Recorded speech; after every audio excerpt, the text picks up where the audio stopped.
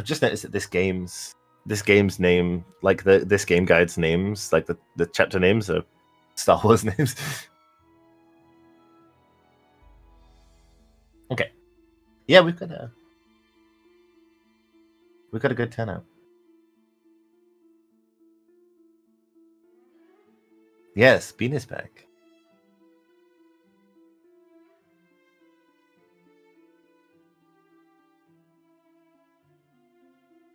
All right, I think we're live, right?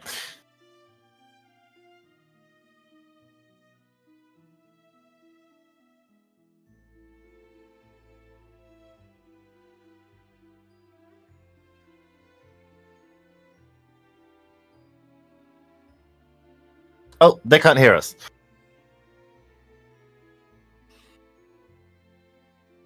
Oh, they can hear me. 1 second.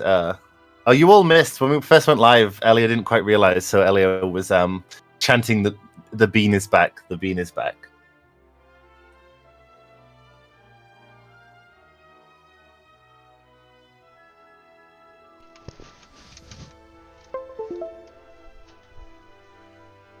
Testing, testing. Can people hear me now?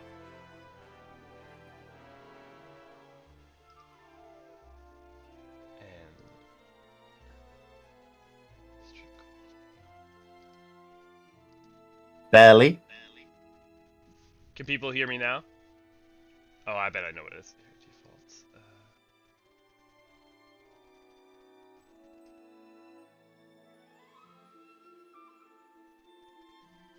What is going on? So you can hear me. I can hear you perfectly. Yeah, I think I know what it is. For some reason, my audio setup doesn't want to be recognized by OBS right now. Ah, interesting. So that's interesting. Oh, hey. All of a sudden, is it... No? Okay. Blue Ember, test. I see it. Can people hear me? If people can't hear me, I'll switch to a... Voice is out of sync. Cool. Always something. Yeah, I love how doing this whole thing has revealed to me even further just how much tech is just wizardry. You just have to hope it works. Well, I will work to fix that. In the meantime, would you, Niniri, like to give us a rundown of what we did last time? I can. So we wandered into an old-timey coliseum just to sort of go and assassinate an emperor. You know, a bit of revolutionary action. Unfortunately, David Bowie was like an illusion or something along those lines, and he launched a trap on us where we had to fight a bunch of animals and people and stuff and get out of the Colosseum, and Fantasy Bowie survived. Both unfortunately and fortunately, because I have a real soft spot for the Emperor. I love that guy's design. I think it's Dissidia that made me like him, actually. Oh, okay. They're getting a bit of an echo from me through your mic, which is unusual. What is going on? I restart my computer once, and now you're getting an echo. Okay, that's how an echo view through my mic. I don't think we ever had that before.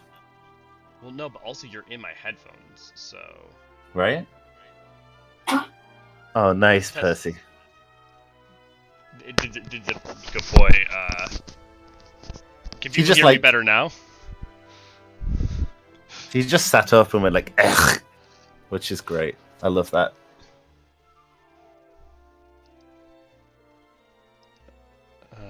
What else could it be? I have no idea what... Oh, okay, that's it. It's solved? No, wait, hold on. Jubilante's saying something. That's... Oh, yeah, that's it. Headphone mic? Is it on your headphone mic? Yeah, so... We're getting it... But the thing is that, like, if it sounds like a...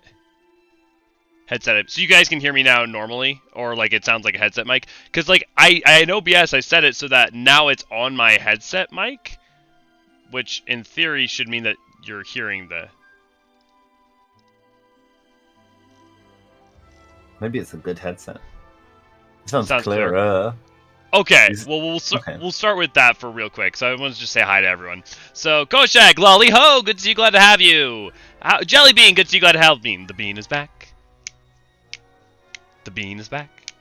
Not doing terrible today. How about you? Do you like the cold? Ugh, the cold. It's cold here in the UK. Yeah, it's cold here as well. I'm freezing. Koshak, I can't afford heating until payday. Ugh. No. You vape? No, I just can't afford to heat my house. Power, good to see you, glad to have you. V, good to see you, glad to have you. Hunter, good to see you, glad to have you. Auroria, thank you for thank you for your 5 months of membership. And not getting the Neri feedback. Okay. I have no idea what's going on currently. That's usually my state of affairs. And the thing is, if I try to update, it will destroy everything. Yeah, the world will end. That's my experience with updates. So let me know if we're good enough. If we're not good enough, we'll continue to try to fix it. But if otherwise, we will just go ahead and play with me sounding like a fool today. I'm really sorry for all the guys who are struggling to heat their house. Like some of my friends are as well back in the UK. It's a rough situation right now. Yeah, what's the temperature like? Yeah, it's not like hugely cold, but it's it actually, I think it's snowing in certain parts of the UK right now, but only barely. But it's just the cost of living crisis is really hard over there right now. Okay. I feel guilty because I moaned about it being cold today at 26 degrees. Well, 26 degrees. I went normal sounding? Yeah, I figured it out. Okay, I solved it. We're good. Everyone's good. Sorry for that, everyone. Sorry for there's always a technical hiccup at the beginning of the day. Artemis, good to see you, glad to have you. Return after weeks not being able to catch streams due to work. Well, we're glad you caught it today. Hi, Artemis. It's nice to meet you. Yes, welcome to the Naniri. I promise there's only a 50% chance that he'll mention something about dicks or drinking. Yeah, that's true. Well, I should mention I got drunk last Saturday. Do tell the story. I got super. So we went to a wedding, a friend's wedding, Chinese wedding, so a banquet, and got super messed up. All of us did, and then had to be in work for 8 a.m. the next day. So I was just sat there with like 9 screaming 3-year-olds around me with my head in my hand, like, "Oh God, I'm dying." I guess that does, like, yeah, I guess taking care of children and hangovers don't go hand in hand. Yeah. I managed to rally. Only 50%? Why did I even show up today then? Percentage seems a smidge on the low end. Yeah, that wasn't the question for all 3 seconds. Right? Yeah. It's been very cold here as well. Say, oh, we've got a dialogue. So we're here to save Castle Finn, and our pirate lady is about to be back. So if you would voice her. I will. You don't want to be hacking your way deep into enemy territory without me. I don't know, Layla. You're not very useful. That's it?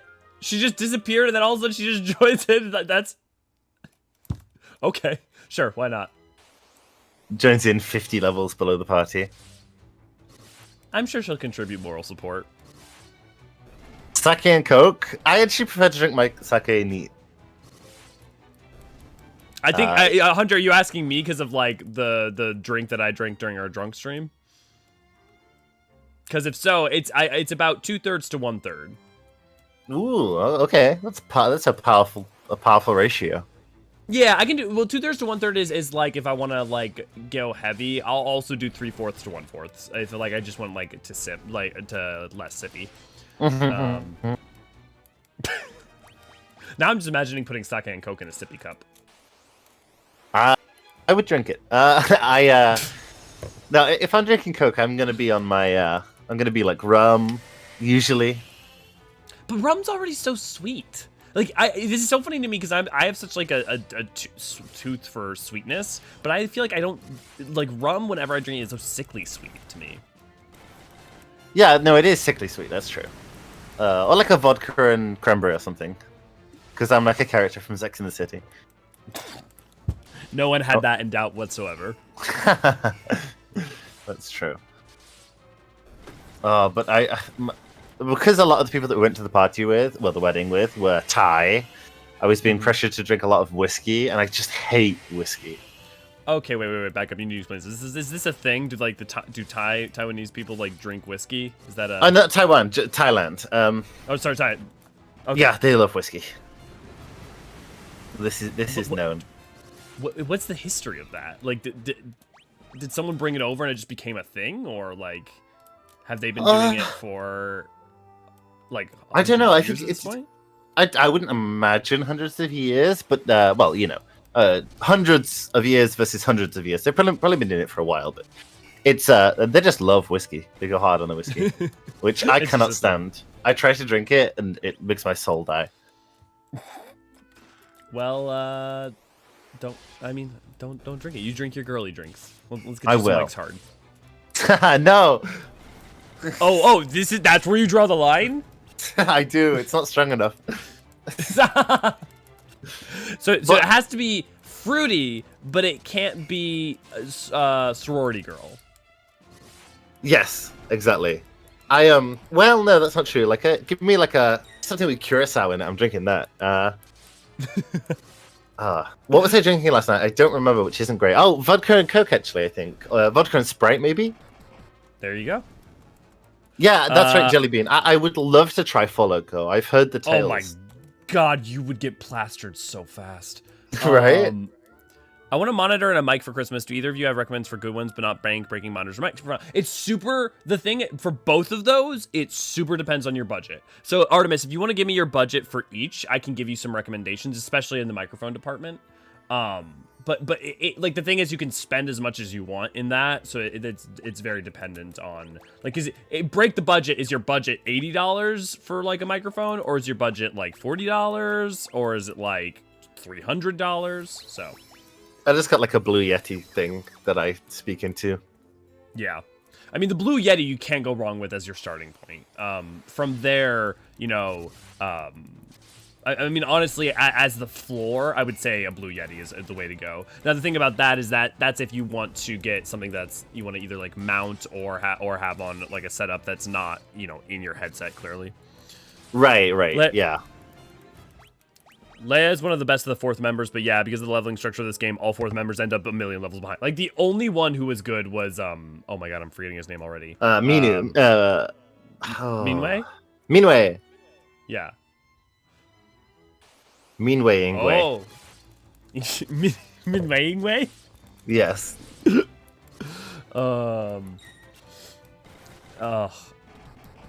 Have you ever played Final Fantasy VII Crisis Core? No, but I've watched a playthrough of it. Isn't there a remake out? Yeah, Reunion's coming out in like a week or so. Which I really want to play, but I don't have a PS5, which makes me very sad because Crisis Core like really reignited my love for Final Fantasy in like the mid 2000s. I'm a Dirge of Cerberus person. I was an emo kid. I played Dirge of Cerberus too, and I love Dirge of Cerberus. I love Dirge of Cerberus. Dirge of Cerberus is also it's for emo kids. Of course Vincent leads it, but also like even on top of that, what is the motherfucker's name? Azure Weiss. the Blue. Oh yeah, there's Azure the Blue. There's Vice. Or is it Azure the Cerulean? Or it's like there's all sorts of stupid like the names. Rebels here. Azul the Blue. Yeah. Rebels here. Where are my soldiers? No, it can't be. This was all a trap. For him or for us? I literally couldn't tell. Who is this guy? He's like an ogre. He's Gotos. It's Gotos. Nereis. It's our greatest of foes. Gotos. He's just a dude. Gotos. He's just like a guy. That'd be really interesting if that showed up in one of the enemies or something in 14. I could totally imagine seeing this guy reused. Yeah, I could see it. He's Emperor, maybe. Yeah, he'd fit as a Void Scent actually. Oh yeah, definitely. Like even like a mini boss for like a dungeon. Yeah, definitely. Speaking of 14 though, we just played Omega over in our stream. Love Omega. Yeah, but I'm really excited to get to 5 and 6 because so many of the bosses from that are from 5 and 6. Yeah, definitely. We also, we also did end, or what is it? The first one of Alphascape is Chaos. So it was nice having played 1 recently, being like, oh, I see that like his arena is really a visual reference also to the like Chaos Shrine from 1. Yeah, that raid series, I mean, as much as the whole game is a love letter to the series, that raid series was definitely a love letter to the earlier games, especially 5. Yeah. Well, you got so what? You got Sigma, or the first one, which is very much 5, and then the second one's very much 6 because you've got your Kefka, your train, the like prototype thing. So I think it's like 5 is the first 4, 6 is the second 4, and the final one is Chaos, so 1, and then it's Midgard, so 14, and then Omega. Right, yeah. Which is, where did Omega first appear? I want to say... Ooh, I don't know off the top of my head when it first appeared. I need to stop searching just Omega in Google, as if that will bring me to Final Fantasy. I mean, I wouldn't be surprised if it did, actually, but still. You defeated the enemy commander. And now... you've restored the monarchy. Congratulations! 1,000 years of reign deigned by God. Silver Gogaku, good to see you. Glad to have you. Oh boy, I didn't even start considering what my budget is. I don't know what the threshold for way too cheap and to ensure any degree of quality and way more expensive than necessary. So what I would say, Artemis, is that the best, like, and it's the conventional wisdom, but it really is true. Get yourself a Yeti Blue as your starting point for a mic, because the thing is that that's going to be a huge bump over almost anything to do with it that's like a headset. And the thing is that, yes, you can increase in quality from there with things like, an Ember Blue, a Shure, SMB7, or like all sorts of stuff. But the Blue Yeti is for your bang for your buck is just phenomenal, and you'll also learn a lot about like what you want in future microphones from there. So I would definitely start there. Yeah, apparently Omega was originally in 5 and is usually a representative of that game. Okay, and it is other stuff. 5. Okay, so this is interesting, right? Because Hilda and Yeah. this dude are from different royal families, so they're sort of like there's They're like a getting married. little, yeah, maybe. Uniting houses. It's all the good classical shit. If we're talking emo, you're thinking Nero the Sable. Yeah. Yeah. I'll just stick to beer and wine for alcohol. That's hopefully not together. That's enough to keep me happy. I'm not a huge beer or wine person. Like a rice beer now and then, like a Sapporo or something, I'll do. But I used to hate beer until I moved to Singapore, and then Asian beers just sort of inspired me. But I don't really like European beers.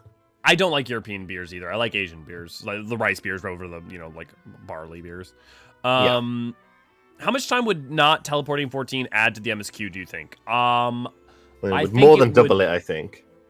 I think it would at least be 50% increase up to doubling. That's my conservative guess.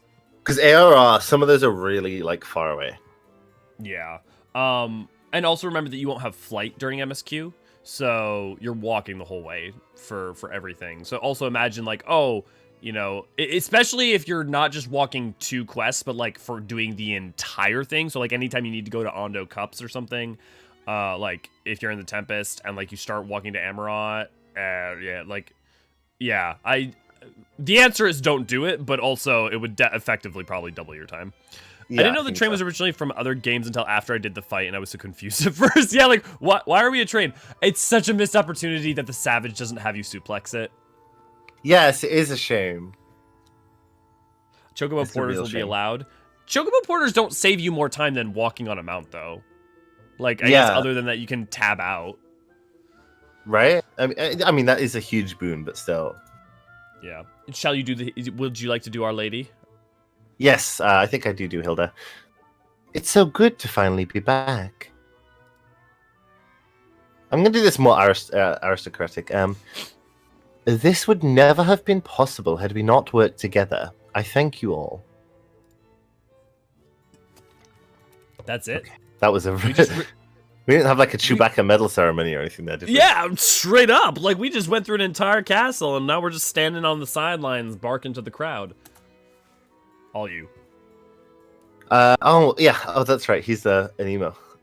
We could never have retaken Castle Finn without your help. I guess. But there is one problem. Minwoo still hasn't come back, and he borrowed my my MCR records. Would you go to Mysidia to find out what happened to the records? The Mysidian Tower is rumored to house the Ultima Tome, a text containing all of the lyrics from oh my god, Panic at the Disco. Ugh. Made my mouth feel dirty just to say it. I appreciate you.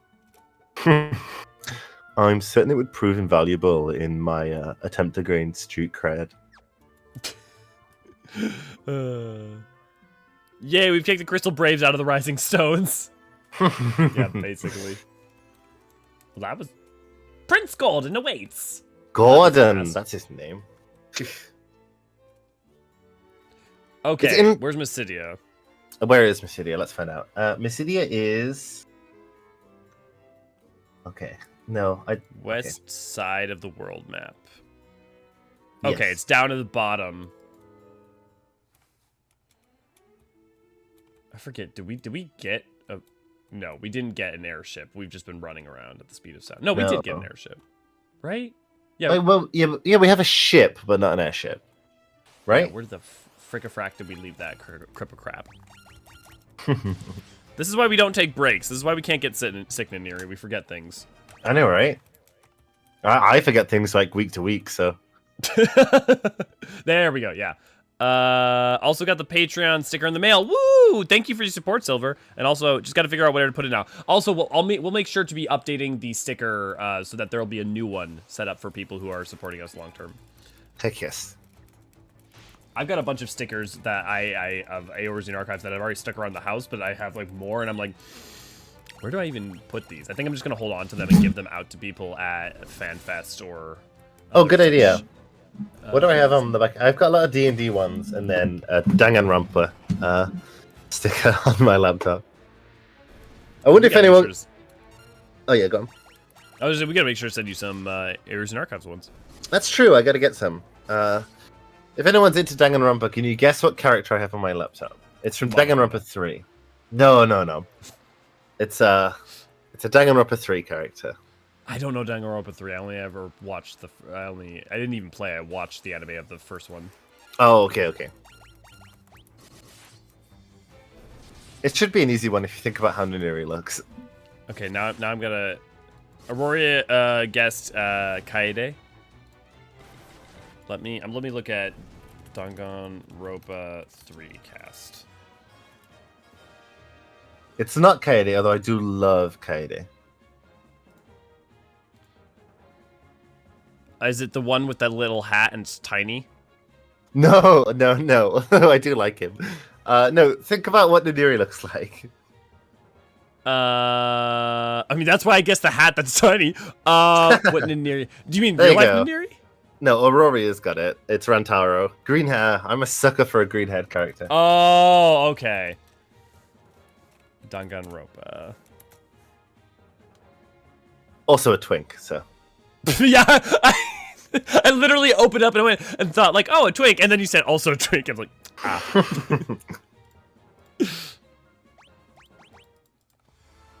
I came on my immediate thought was Mari. Demons, good to see you. Glad to have you. We now have fulfilled our furry quotient. I'm late because I had to take a rescue dog, now named Shortly due to his cropped tail, to vets for neutering and shots. But I am here. Well, that's a good reason to be late, and we're good to see you. Glad to have you. Clockwork, good to see you. Glad to have you. I see I'm just in time for Danganronpa. Ah, yes, welcome to the Danganronpa stream. Because one day we'll play a Final Fantasy game together, me and Aniri, and actually talk about the game at hand. Or, actually any game. I think, like, when we played Elden Ring, we didn't talk about Elden Ring either. No, that's true. Well, we were drunk in defense to us. Oh, man, have you seen... that day. Have you seen the stuff going on with the Genshin Impact fans? Oh, sorry, I realized that you are a Genshin Impact fan on with the Game Awards. With them being like bitter because of like the gacha thing, or which part? No, there's some evidence that they might be trying to like spoof the polls with votes with bots. Oh yeah, they're definitely doing that. They're definitely doing that. I would be, the only thing I would be shocked about that is that they wouldn't be doing that. The thing I was laughing at is that I saw like a Reddit post on like the Genshin Impact forum like blow up that was just all about them being really butthurt because a bunch of people were dismissing it because it was a gacha game. And they're like, gacha isn't that bad, man. It's like, look, it's not the best, but it's totally fine. Shouldn't it? Like, and to be fair, like, no, you shouldn't dismiss it out of hand, but also gacha does suck. And I say that as someone who likes Genshin and defends it as being one of the better gachas. Yeah, I'm not immune from the allure of gacha. I rarely stick it out, but I'm not immune from the allure of gacha. I'm immune to the allure of it. I'll say that. Like, I'm like, okay, yes, sure, I understand in theory, the nicety of pulling the lever, but the thing is, for me, the loss of money in doing so is so vast that it's just like, I guess the thing is, if I had to pay like $1 to get a 10 pull, I'd be so much more into gacha, but because it's like, pay 20 bucks just to get one 10 pull, I'm like, go fuck yourself. Oh, that's how they get you though, isn't it? The cheap ones, like, they really suck you in with that. See, but if it was always like that, I wouldn't feel bad about being sucked in, because then I'm like, okay, I pay $100 and I'm gonna get, I get 10, or I get 110 pulls for that. I'm gonna get almost everything I want for spending like $100.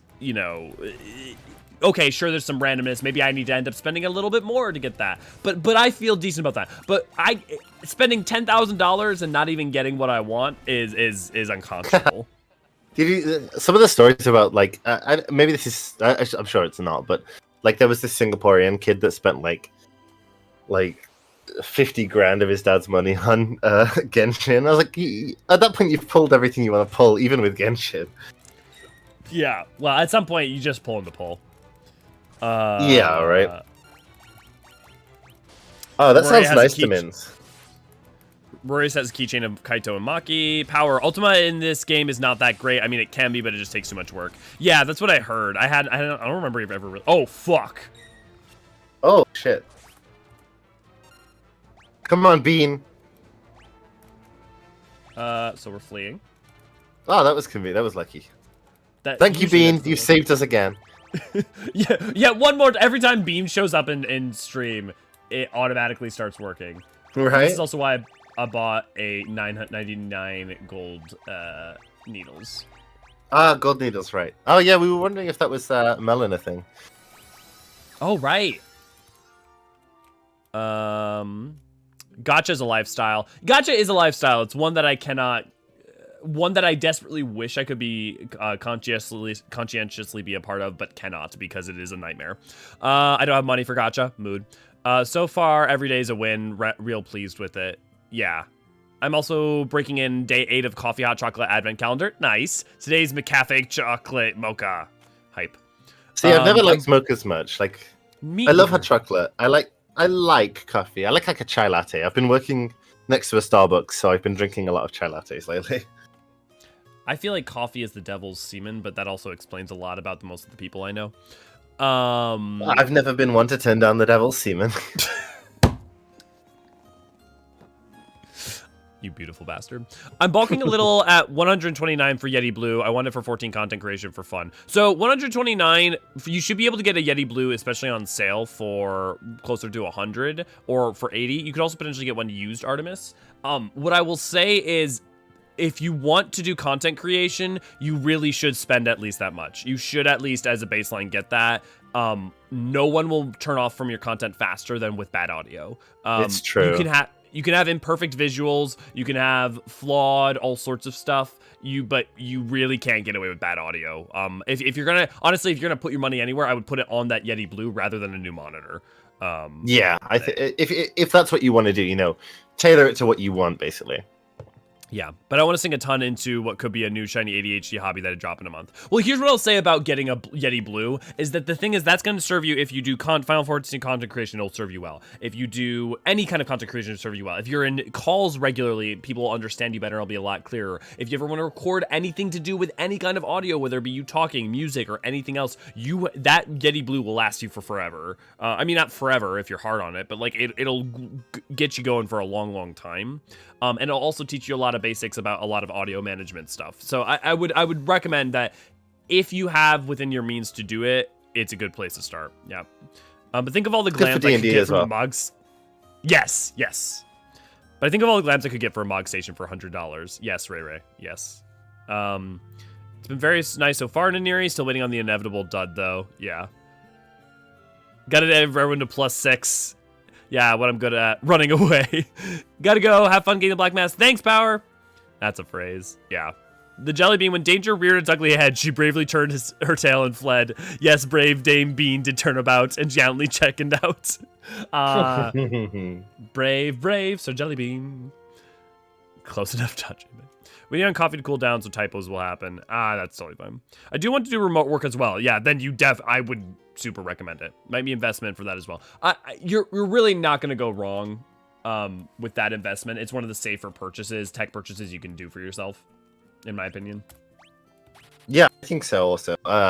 In the world that we're living in now, it's really worth having. I would love to be remote working.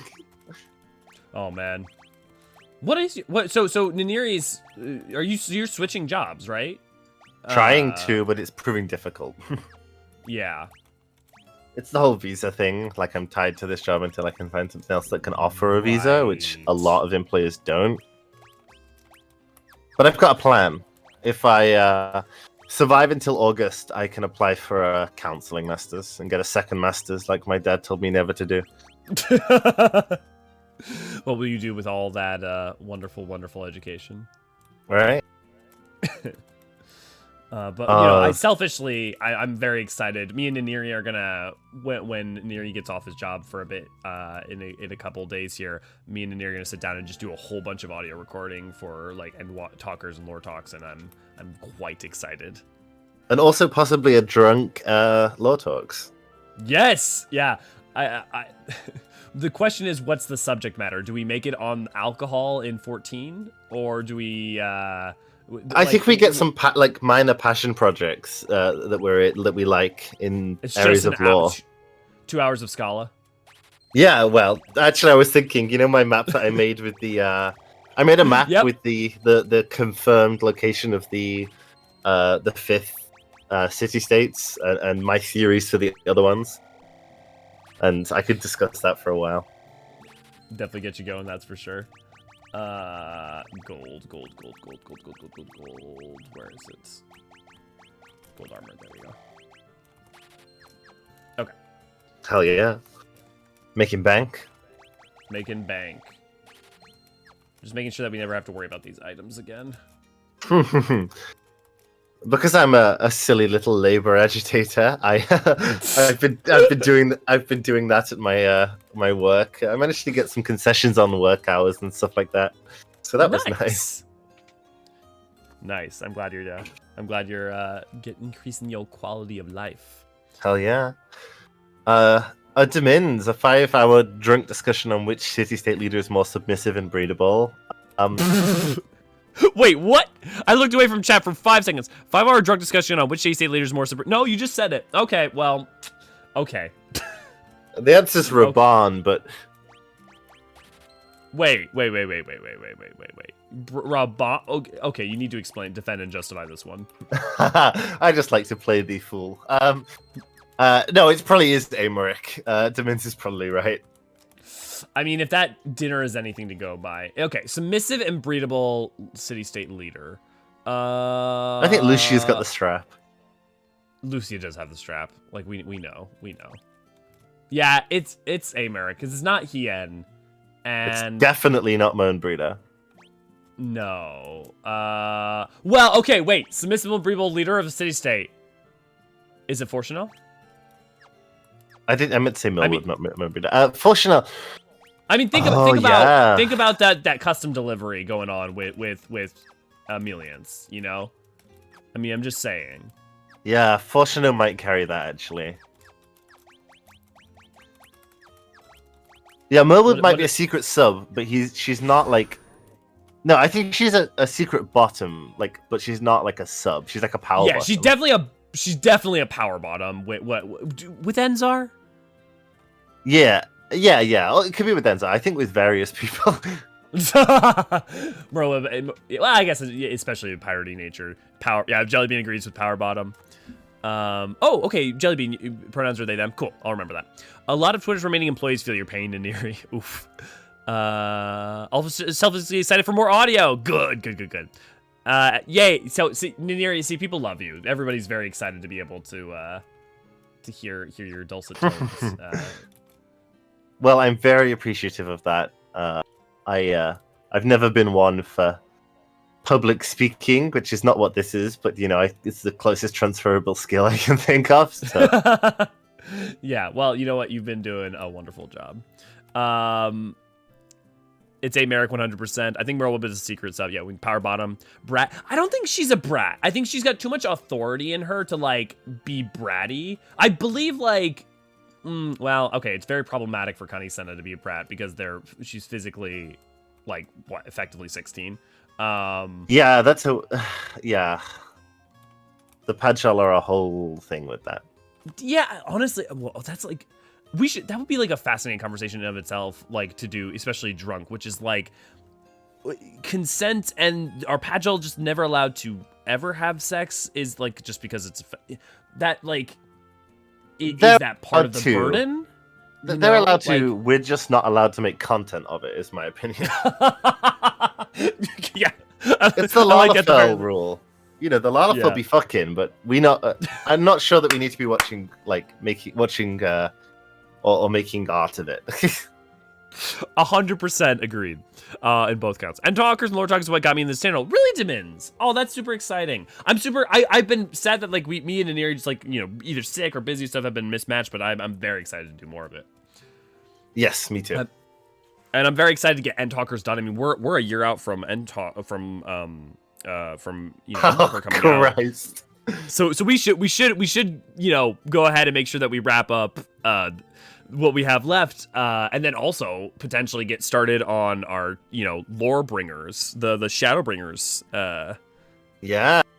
I think this Christmas thing should get us quite a ways there. I'm even hoping to potentially finish. Yeah, it's possible. Ask about the ultimate tome. Nope.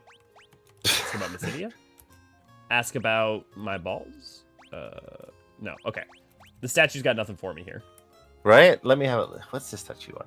Well, yeah, you find out. I'll read chat. You tell me. You find out what we're supposed to be doing. It's funny. At first, I was coming for scripted lore videos, so the podcast style back and forth had me like, "What is this?" But now I'm like, I don't want my lore talks any other way. That's interesting, Artemis. Like that's the danger, right? Is we do the podcast style with me and Naniri, and I try to make them. I like edit them down, make them like very nice, so that they're conversational style, but they're at least there's not a lot of us just like pausing for long periods or umming for super long times or anything. But I'm glad that they've won you over, because my biggest worry about putting out content like that is that it will lose people who are like, what the fuck is this shit? And it remains your favorite non-live content. Nice. All right, I can actually watch the End Talkers now that I'm mostly caught up. Yeah, Silver! It's very exciting. You should definitely go back and watch them. 5-hour discussions on the ethics of 3,000-year-old lollies. Yeah, 5-hour drunk discussions on the ethics of 3,000-year-old lollies is, I mean, look, what is the internet for? Some things are forbidden, yeah. There's a lot of lecherous lalas in the game. It's so many, just constantly clockwork, yeah. I want lore bringers. Oh, okay, I think people are very excited. Jellybean, you there are a lot of lecherous lalas in the game, so many. Jellybean just like, yep. Mm-hmm. First lore gets overlooked and doesn't deserve that, yeah. Yeah, we'll definitely get into that. I love the first lore. Okay, so do we have a white mask to put on the statue? No. Okay, I think we need to get that. Well, so we just got to Mysidia, which we were told to go to. Yeah, we need to get to the tropical island, I think. Oh, okay. In the southern ass end of the world, apparently. Oh, we're supposed to go back to the city of Finn. How was I supposed to know that? Final Fantasy 2. Final Fantasy 2. You just. Ugh. Why do you do this to me? Why do you like not? Like I appreciate the open world nature of the Final Fantasy 2 of the Final Fantasy 1. Oh Jesus fucking Christ! Hopefully that's not big bucket. I think we fought a behemoth in this game before. We did, but it might have been a different one in terms of like its stats. Yeah, you might be right. It's interesting. This behemoth design almost calls to mind the 13 ones for me. Yeah, I definitely see it. It's always I think it's the shape of the horns.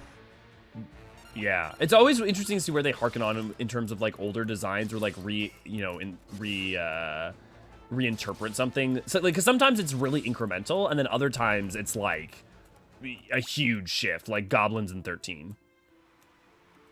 Yes. Yeah. The goblins in 13 are really interesting. The way that goblins in general, they sort of get ignored until 13, and they come back as like weird rings. Yeah. I mean, so we've got the 11, 14, and 13, they're major elements. 1, like you've got goblins. I mean, like 1, 2, and 3 in the open world, you've got like that classic goblin. But they're not... and then there's the summon era when goblins mostly summon. Right. We need more cactuar summons in the games. I love cactuars. So what's the other name for them? What's the Sabotender? Which do you prefer? Cactuar. Look, maybe it's because I'm US centric, but like definitely cactuar. I mean, that's what I grew up with. Also, just between those two names, I think like cactuar is like way more evocative. Yeah, no, I think so as well. Like Sabotender's fine, and I think 14 does a good thing where like they're called cactuars, but like there's certain parts of them that are called Sabotenders. Yeah, they mainly use Sabotender, but like because of how they use them for the gold saucer and like there's something about like the fact that they're like connected to attendants and like also all these other like the imagery that they're attached to in 14 makes it so that I'm down with them being called Sabotenders. Even if I do miss the cactuar terminology. Yeah, I like I like that in the 14 universe, the cactuar, the Sabotenders have sort of a monarchy. Yes, yep. With what is that, Karn or Karnhard? Where Karnhard. Like, yeah. I still think about the one Lalafell NPC that's fantasizing about Raban in her sleep. That's a male Lalafell. Wait, really? I must have remembered. Yep, no, it's a male Lalafell. Well, what is the exact line? Something about hold me in your arms like you're like precious Sultana or something. I respect him. You relate to him. I'm not into Raban so much. Is it the masculinity muscle man aspect of it, or like? Yeah, it might be. If I'm going for like a muscular, like buff person, I'm like, I'd prefer it to be a woman. Interesting. So you'd rather get with Merlwyb? Yeah, I mean, like, I'm not actually sexually attracted to women, but yes. Right. but if you have to have someone hold you in their strong arms. Yeah, I'd accept being held in Merlwyb's strong arms. Must have been pain getting a good pick. Also, Raoban. I'll also be Raoban Sultana. What happens behind the Gabi mask? No, I'll own up to it. We're all Raban Sultana. The nose of the Gabi mask is where Bean hides all their tools. It's for candy. What kind of candy? The hardest habit to make when playing Pixel Remasters is talking to every NPC again. I guess the thing for me is talking to every NPC is not fun. So like it's that's Altier. Okay, no, right. Finn's right below it. So like even if I got in that habit, I would begrudge the game for getting me in that habit. Oh man, I love Outer Wilds. Oh, Outer Wilds? Or yeah. Here, let me catch up. Shudder to imagine what goblin candy tastes like. Well, hopefully not like Gabi cheese. Started thinking about Gabi cheesecake. Oh. Yeah, that would be bad. That would be real gross. My favorite thing about end talkers going off tangents about comparisons to other media or sussing out other influences on 14. I will tell you, there are multiple. Most end talkers are about at least an hour long, hour longer, or at least 30 minutes longer than you guys here. There are more tangents that we cut out partly for time, but also partly because they're just either nonsense or so raunchy that I deem them non-airable. Yeah, that's true. Elio has a secret vault of my my ramblings. I also definitely have a from one of the end talkers clipped out every time you took a breath, and it's just like 10 minutes of No, I'm so sorry. I'm so bad with my breath. Well, I mean, it's also like your mic is set up to pick that shit up, so it's not just you. But I like comparing, contrasting, and synergizing all the media. I like to say interesting things when putting conversation with each other. Well, we love doing that. So, no, okay. Finn is this city right outside of the castle. I like thinking about Endwalker and Outer Wilds makes me go wild. I think about it more in terms of I was about to say almost Outer Worlds. No, Outer Wilds. I super relate the two, especially thematically.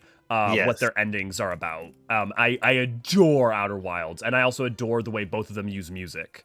So, ugh. Yeah, I was having a little grumble to someone the other day about how I think, make your games as accessible for you as you want them to be, but I really feel like looking up how to do the run on Outer Wilds ruins the game. 100%. That game needs to be about go experience it, go explore it. If you're absolutely struggle with one thing specifically and you want to like find someone who's beaten the game and just ask like, hey, can I get a hint, or could you help me solve this one thing, or tell me like, I don't know what to do. I cannot figure out how to figure out what's the storm water place? Like how am I supposed to get between below the water level or something like that? Because the other thing is you can give people really good hints that will get them in the right direction without just telling them what to do. Yeah, I agree.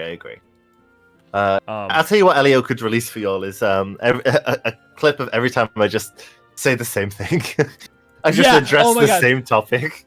There's like I definitely edited some of this out, but it's great. Like Ninieri often will like say one thing and then we'll meet up the next week and they'll have the exact same points. It's like phrased almost the exact same. And I'm like, I don't want to comment on it because I don't want you to like be like reflexively worry about it. But also it's so funny because it's like I've edited the audio for the prior podcast, so I've heard you say it like multiple times at this point, and it's like the exact same wording is very good. I love that for me. Can we ever get tangent outtakes like on Patreon or something? Yeah, you know what? Especially with we have Brian helping us out with the Patreon. I bet you I could just forward him that. We could definitely put those up, Jellybean. I think we could start doing that going forward. I definitely would be down for that. Demonetized tangents, yeah. And Talker's unrated, uncut Patreon exclusive. I mean, like, if you wanted me to put up like the absolutely unedited version of End Talkers with like none of the pauses or the accidental talking over stuff thrown up, we could definitely do it. Speaking of, yeah, join our Patreon for End Talkers Uncensored, coming to a Patreon near you. And tangents. Thinking about Echoes of the Eye and the Amaranthines in particular, I could write an essay on that. Artemis, I have written an essay on that. I have like absolutely the way in which the refutation of dealing with the end and being unwilling to reconcile with it. And yeah, absolutely. I think there's a ton you could relate to about the Owlick and their inability to deal with their loss of paradise and what that meant. Not to go over. I feel like that's vague enough that if you haven't played Outer Wilds, then it won't. But I will say, if you have not played Outer Wilds, I cannot recommend enough and on its own merits. But if you even kind of liked Endwalker, you really should play Outer Wilds. Yeah. I've been having. I was telling Elio earlier that I've been getting into like Higurashi and Umineko, and I'm sure that I'll find some way to relate that to 14 in the next End Talk. Oh, I should go play them to make sure that we can. Like, I'll know what you're talking about. Okay. Oh my god, that's so long now. Okay, Paul. Who the hell is Paul? Didn't he guys like the sled thing a while ago, like when we were in the ice place? No, that was Joseph. No, that was Joseph. Okay. Ultimate Mysidia. What am I supposed to talk to him about? God damn it. Good question. Let's go check. Let's go check Paul. I'll read chat in the meantime. And tangents would be a great Patreon bonus. Yeah, okay, you know what? If people want that, I'll definitely put it up. It's one of those things where like when we started doing stuff like our rewards in Patreon and all sorts of stuff like that, I don't know what people are interested in. Why would I assume people want to hear me and Ninieri like just doing utter nonsense? Which I now understand that you guys do. But I do all the time, every day in life. I relate to that so much. Exact same wording, exact same inflection. See, Ninieri, everyone's with you. Everyone's on your side. Be careful what you wish for. All right, I figured out. We need to go back to Hilda and ask her about Mysidia, and then we can get on the mask quest. Oh, we have to ask her about Mysidia? Oh my. She just gave us the term, and then we have to ask her about. It's just not the most intuitive. I don't mind the system. I like the system in theory, but and I also appreciate that at the time it would have come out, the having to wander around and just figure shit out would have not have been the worst, because you know you want to get your shit out of your game and explore. I do think there's a big part of it that's modern times and modern days. You know, like imagine this was your only game for the year. Right, exactly. That kind of stuff is what you want to see. That extends obviously into the PS1 era with like I mean, you know, obviously, but with like I think games like Digimon World 1 and stuff like that, you can really see that in the enforced pain in the assness. Okay, you got it. Yes, it's so good to finally be back. This would never have been possible had we not worked together. But one thing still troubles me. Minwu left for Mysidia, but we've not heard from him since. It pains me to ask this of you so soon after winning back our castle. Would you go to Mysidia? You know what? Here's what I was just saying. Imagine if they put like exclamation points above like people's heads, so at least there was like a hey, you know, even if they don't direct you on the quest, just knowing like, oh, this person has something to talk to them about that's quest related.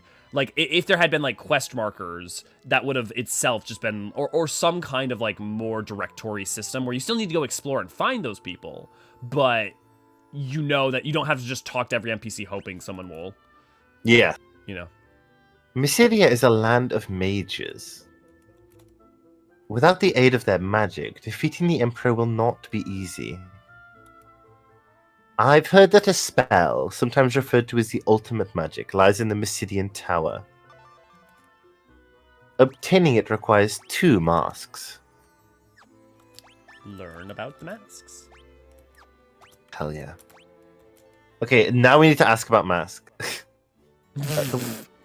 Like the Jim Carrey movie? Yeah.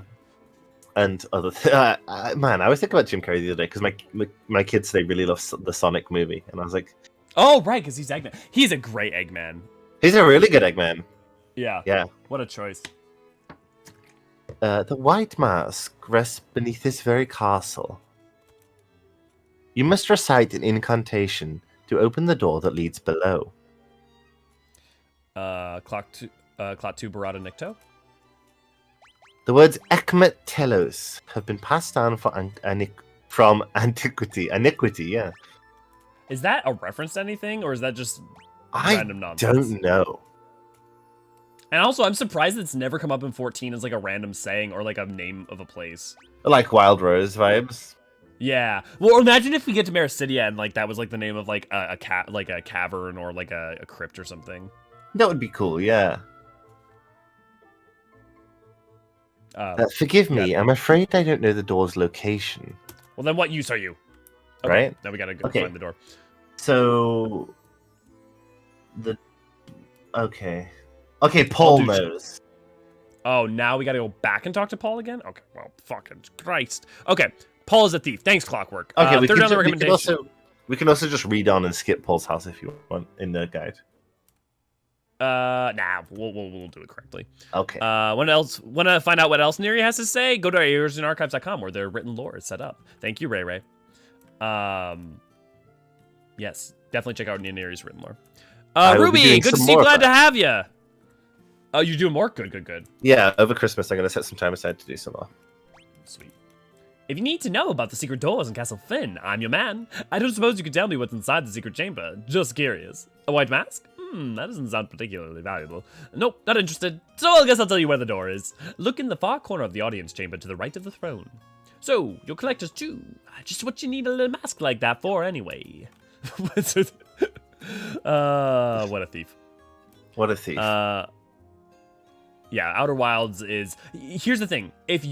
I will say, as someone who has really struggled with existential dread their entire life, and also the struggle with the finality of the end and the inability to escape, not only to escape death, Outer Wilds, Endwalker are two of the best stories I found that gave me catharsis around that. And that genuinely gave me some some peace of mind, even if not a full resolution, right? Like not to escape it, but to be able to accept it a lot easier. You know what I found nice in that for that in a less direct way, Journey. Yes, yeah, absolutely, very very similar vibes. I love Journey. Me too. When I want to explain, when I want to show people who don't play video games a video game, and like have them play a video game, I use Journey because it's so simple, it's so beautiful, and like it communicates so much. It's just so useful as a tool for that. Yeah, got great world building as well. Great environmental storytelling. Where's the secret passage? He said right. The secret right? passage is, I believe so. Yeah, secret passage is northeast corner and faced east. And faced east. Okay. Do I just like walk through the wall? And then talk to it. Ah, there we go. And say, Ekmes telos. Small gap appears in the wall. It's a secret door. Oh. Oh. Okay, that's also who. I mean, like, well, okay. Paul is the like info, but like also still. One of my friends has been trying to get me to play Higurashi for years and keep not playing it because I'm a shitty friend. No, like sometimes we all have that recommendation to something, right? That you're like, I want to get around to it, but like you just don't. And then one day, all of a sudden, on a random Saturday at like 8 p.m., you're like, today's the day. Now's the time. Here's the place.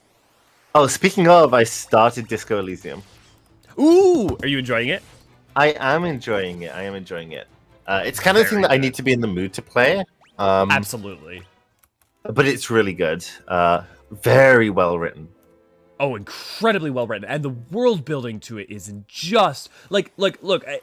I know like there's a lot of great things with a lot of great world building, but like the level of depth and world building that's done passively in that game is shocking. And especially for like the level of richness that world has into it and how much you are just in such a small fragment of a small place. And also the game does not like take its, like it somewhat gives you opportunities to learn more about the world via people who will explain to you because of your amnesiac state. But like it doesn't really hold your hand. So it really just like inculcates you and immerses you in it. It's so good.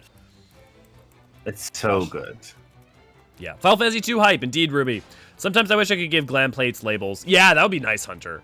You need the mask and the son of the mask. Clockwork. That makes me think, what are some of the favorite games outside 14? Oh my god, that's a long list. But I'd love, actually, let's talk about that. That sounds like a fun, particularly ones that emotionally resonate with, mean a lot to you. Artemis, that's a great question. I will definitely, we'll hit that in just a second. Have you been killed by your own tie yet? Dude, I got killed by my own tie in the first minute of playing that game, and I was like, oh? Okay, and then like literally, shame what happened to the dev company. Yes, though they are fighting it right now, so there's a chance that they will get the rights back to all that stuff. It's crazy that's that guy's like tabletop universe that he's been playing with for like decades, and they've taken the rights to it. That's insane. Yeah, it's wild. I mean, but also it explains why that world is so layered. Yeah, Disco is so fucking layered. And also the thing I love about it, and this is partly coming from a Westerner perspective, but it's like, it's the kind of story and kind of world building that you only could write if you came from like an Eastern European block. Like there's like a sensibility to it that is like you wouldn't see come out of the West. Like there's just there's a version of that world in that tale that's similar but not the same. I agree. It just makes it so fresh. And I also feel the same way about Pathologic. Yes, 100%. Yeah. Oh my god. Yeah. Pathologic is one of the most Eastern European games I think I've ever played. Right? It's so good. I mean, it's also a pain in the ass, but it's really good narratively. It's amazing and also terrible. Honestly, here's what I would say: if you struggle to play Pathologic, the H Bomber Guy video I find does an incredible job at conveying the like brilliance of it and like what's great about it. There's also a YouTube channel that's doing a really great explain of it. It's not finished yet, but let me see if I can find what YouTube channel it is. That goes through each of the paths and tells you what's happening. Yeah. Because that's almost the best way to consume Pathologic. Unless you love to suffer. Yeah. I would definitely recommend if pressed for time, the H-Bomber Guy video, and I'm sure Naniri's recommendation as well. It's good. I love Nier Automata. I'll finish it one day. So I can't talk about why I love it because of Rays and spoilers, but Nier Automata is absolutely on Endwalker level for me in terms of things that meant the most to me, and like End of the Weight of the World still breaks me every time. And the reason why is not just because of all the things that it does throughout its story as well. And don't get me wrong, Nier Automata has its flaws, but the thing is that ending E for that game does something that you literally could only do in a interactive medium, and it's one of the few times that a video game to me has done something that has taken something and done something narratively that could only be done in a video game. And not only is it that, but it is arguably possibly one of the most optimistic statements on the nature of humanity, not done through words or telling you humanity is good or humanity is bad, but through the actions of you and other players. And it proves it in and of itself, like, by the nature of what is and what happens. And so for me, ending E will forever be one of the, like, best, not arguments for, but proof in the argument in the thing for the compassionate nature of humanity. And that resonates so much with what the ending of that game ultimately is about, that it's magnificent. It's just wondrous. Yes, it is. It is Codex entry at Esper, and it's also Sulmatul is doing a really good one as well.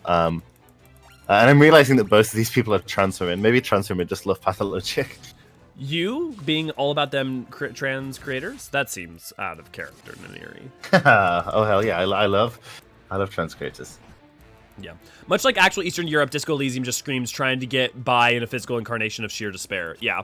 But the thing that I love about Disco Elysium, and that I think that gets missed, especially when people like just joke about the Eastern European despair or bleakness, is that there is a recognition and an appreciation for the beauty of life in it as well, in multiple ways and in multiple steps, and especially in like the not just the ending, because there's multiple possible endings for Disco Elysium, but like there's multiple ways in which it is not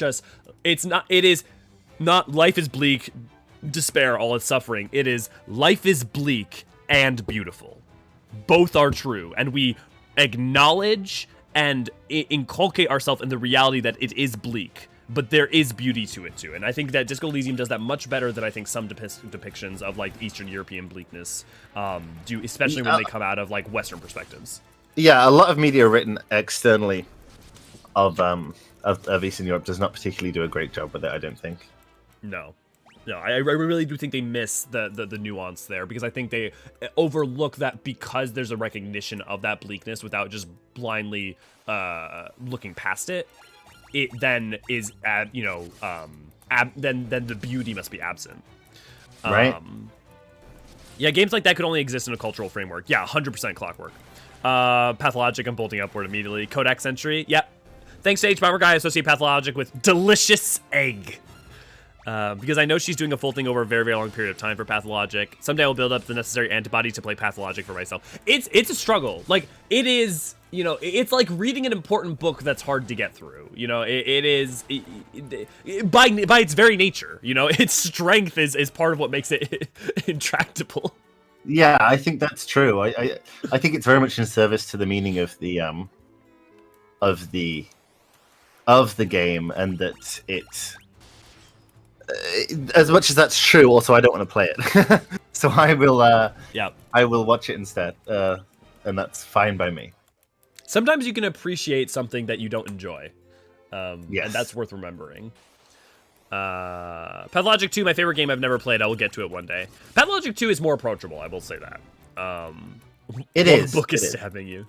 Yeah. So in speaking of Disco Elysium, there's this moment where it's at the very beginning again when you talk to Lena, the lady in the wheelchair, and she says, she's great. The people of this archipelago tried to build something new, something different. The rest of the world didn't like it, so they came and ended it. And I like that. Just gave me shudders the moment I had it. Yep. It's in like the first 10 minutes of the game. It's so funny because she is so great as your first doorway into a conversation about this world with a very humanist perspective that is not thrust in front of you to go talk to her, but she's such a great, like, one of the first people to talk to. And also, like, she introduces a concept that I won't spoil that ends up becoming very relevant for one of the possible endings. Yeah, I'm not surprised. My favorite game, maybe not anymore, but for a long time was Night in the Woods. Yes.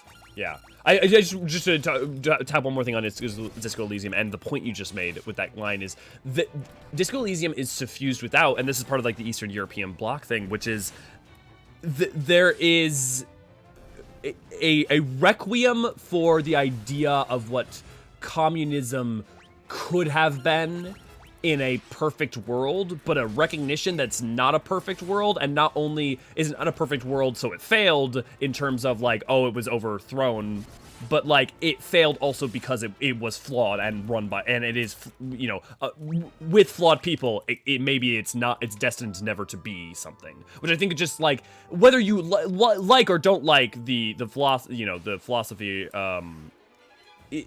that requiem nature to it is really tragic and beautiful. Yeah, almost there's a value in trying for something beautiful, even if it doesn't work. Yeah, and even if we super believe it's not going to work. Like, even if, like, not just, like, also, even if it's not going to work, but also, we don't think it can, but also we can't not try because we are human. We cannot not, you know? Yeah. I also think that even just based on what I've seen so far, Kim is, like, one of the better written characters that I've, ever seen. He's just incredibly Kim is one of the most, he is possibly, you know, like, you can't say, like, oh, the best character because it's so, like, relative, but he is definitely one of the most, like, nuanced and best written characters I've ever seen, and definitely, like, I think the best sidekick of ever. Like, he may not be your favorite in terms of, like, someone's favorite in terms of, like, hype or, like, love or whatever, but, like, in terms of, like, being incredibly well done, he's just amazing. Kim makes the game. He really does. Like, in a way that's, I don't mean to be reductive for the game, but he really does make the game more, but not just because, like, oh, he's the, in a sense, he is the linchpin under which, like, so much of your engagement with the world turns. But in another sense, not so. And also, which becomes very, well, I can't talk about that because Nereus hasn't got there yet. But there's some very, very interesting thing. Let's say Kim's presence in the world, or lack thereof, has profound effects on the way you engage with it. Yeah, I believe that. It would have been so easy to write him as, like, an exasperated partner, and I'm sure that, you know, he is, kind of, but he's not. At every turn, he confronts you with empathy. He's so much more than that. Like, the thing is he is a realist, and he is a by-the-book man who believes in systems, but also, you know, he's like, the best parts of Estinian, you know, like, you think of that Estinian conversation where he can recognize the truth of the lies of Ishgard and of, you know, the fallacies of his civilization and the truth of his eyes in the churning mists, but also he recognizes his duty and not only has to, but chooses to abide by that. Like, I mean, Kim's better than that, even better written than that by a lot, but it's that same idea of, he can hold two concepts in his mind at once, even if he's devoted to one. Right, exactly. And I also just love... Oh, sorry, go ahead. It's already very impressive in its writing from what I've seen so far. Do you think his, like, jacket is a reference to Akira, and do you think his name is a reference to Ghost in the Shell? I wouldn't know about the Ghost in the Shell, but the jacket reminded me of Akira pretty much instantly. Yeah. I love his stupid little car. Yeah, yes. Undertale is one of my favorite games I will never play again because of what its character meant to me. Same to Min's. Pathologic is one of my favorite games and I will never play it in the first place. Undertale is a game that means a lot to me for very similar in terms of, like, hope and emotion and I mean, and also it was really on the forefront. Not that it was the very first, but it was on the forefront of playing with the idea of a game, knowing it's a game, and fucking with you. Like, it's easy to be feel like that's become somewhat rote now, but there was a time when that was, like, really revolutionary in terms of, like, oh. Well, speaking of, Pathologic does that really well as well. Yes. Yeah, so Undertale, like, so I love Undertale. A lot of what it meant to me has been destroyed by the fandom. Yeah. And I know I shouldn't let it be that case, but still, every time I think about that moment when you're back in Toriel's house and you walk past the mirror and it says, after everything, it's still you. I was like, when I first played that, it took my breath out of my chest. It really is the little things in that game that make it hit the hardest. I'll say for me, I think the thing... So the first time I played a pacifist run, not blindly, just because like I was like, oh, I don't have to kill? Fuck yeah, I'm not doing that. But so like that colored my experience. But getting to the end and having the Undertale, the main theme, play as you start walking through, like that song had already like really hit my heart incredibly powerfully. But then I got to that part and the song starts playing, and then the creatures start showing up and telling you the story, and it's just like, oh my god, oh my lord. Yeah, it's a really good game. Yeah, it is a game that you absolutely should play. And I would generally recommend playing it blind. I think so. I think you have to play it blind. You have to play it without engaging with the fandom at all. I also, I will say to people, like, just because you know that there's like, oh, you don't have to kill anything, or there's a pacifist route, or that really doesn't ruin it. Like, that's the thing where, like, if you've been spoiled that exists, that the game effectively presents that information to you just implicitly rather than explicitly. Yeah, you can't even do the true pacifist route of the first playthrough anyway, can you? Like, you can't get like the true pacifist ending. You have to play it neutral, then you can play pacifist and genocide.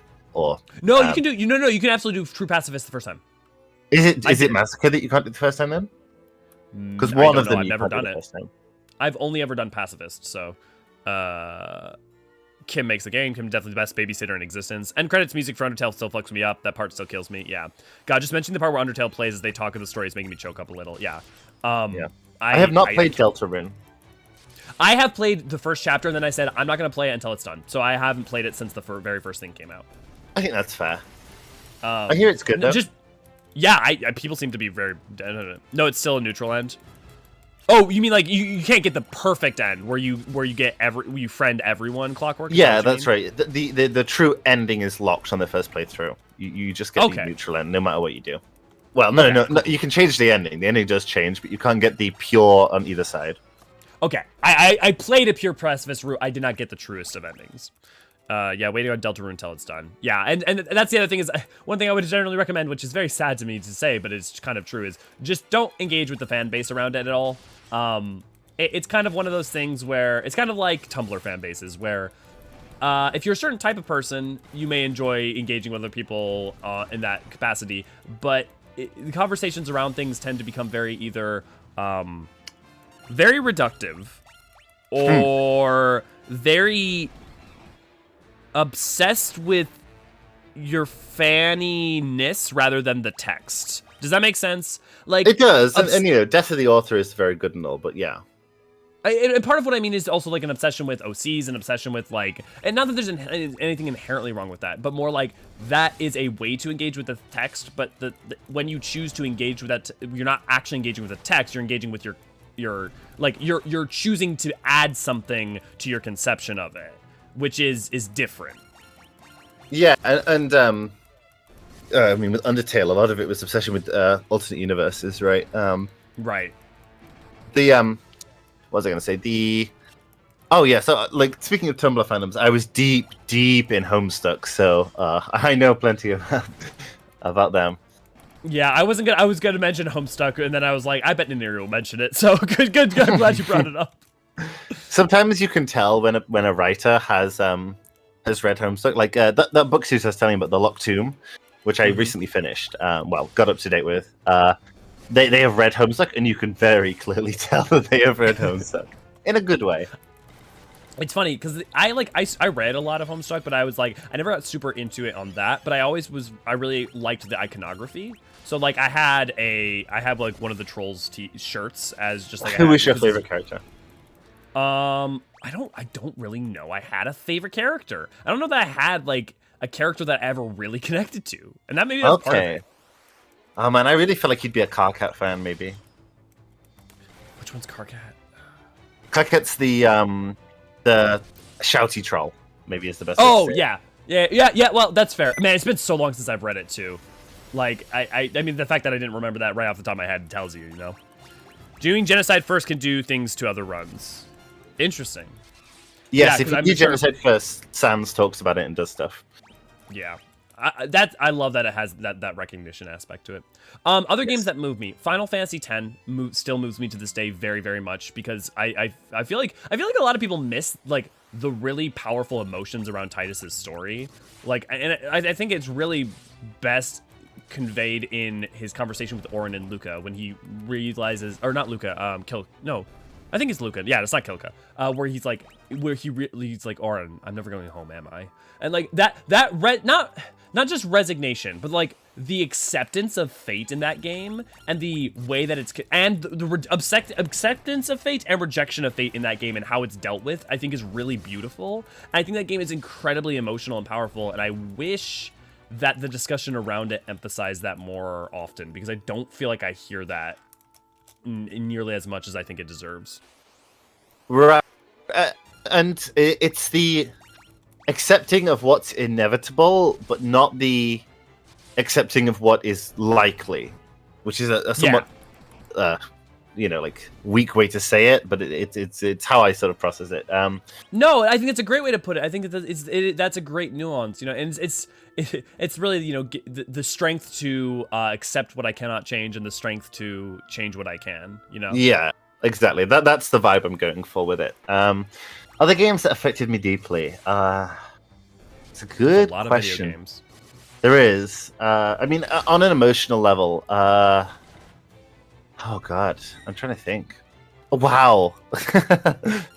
I'm not the biggest Final Fantasy X fan, but Titus listened to my story intro still randomly barged into my head. I haven't played it in like 12 years. Yeah, I feel it, Demons. I will say, my hope, Demons, is that when we play 10, if I make you enjoy it or appreciate it even just a little bit more, I feel like I will have done my job. Because, I know, not every story is for everyone, right? Not only just, it's not every story for everyone in terms of, liking it, but also just loving it. So, but if I can maybe even as we go along, articulate or point out points that I think might make it better. I hope to do so. Yeah. No, World of Warcraft.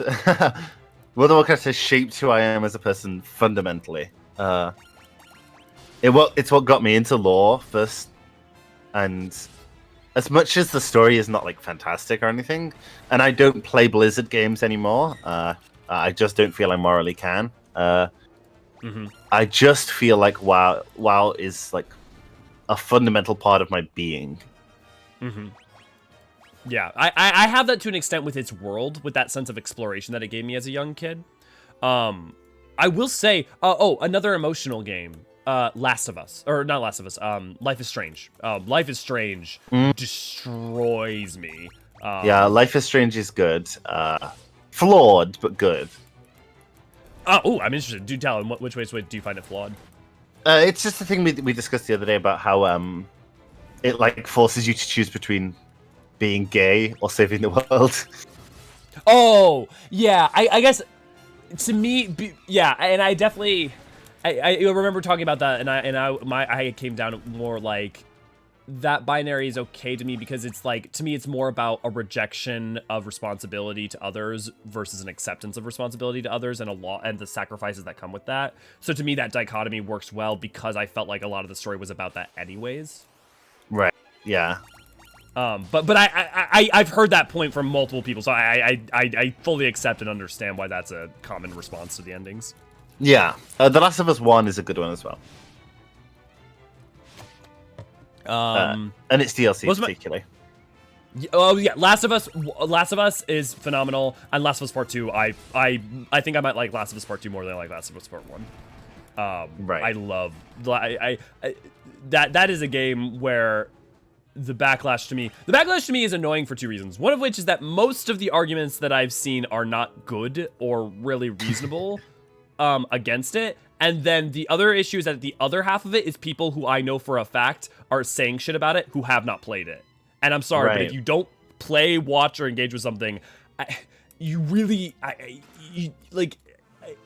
find it. I know other people feel differently. I find it morally incorrect to have an opinion on a thing that you have not, a text that you have not actually engaged with. Right. And I don't even mean I can't pretend that's not where I'm at. Most of my dislike for oh, sorry, go ahead. No, go on. I'll just catch up on chat real quick and then we'll get to you. Most of my dislike for 10 is due to contrarian teenage edgelordness. I'm sure if I went back to the nameplate, I would have actually radically different opinion. Yeah, well, maybe you will, Demins. Maybe it'll change when we watch it, when we get to it. Someone asked a question about what your favorite thing is. You inevitably, what do I like? I like so many things, but I can't remember anything I like. Yeah, Artemis, 100%. I made the wrong choice at the end of purpose. I don't think, I don't feel like, I think the game, I guess, kind of says that there's a wrong choice, but I think your choice to reject responsibility and be with Chloe, right, is I think it's I wouldn't say it's the wrong choice. I think it's the selfish choice, but I say that absent of judgment. I just think that to me, yeah. Warcraft is in my DNA. It was one of the first PC games I ever played. 95 Warcraft, Orcs and Humans on floppy disk. Hot damn. My dad borrowed it from a friend at work and never gave it back to me because of me. I am that way with Mist and Riven.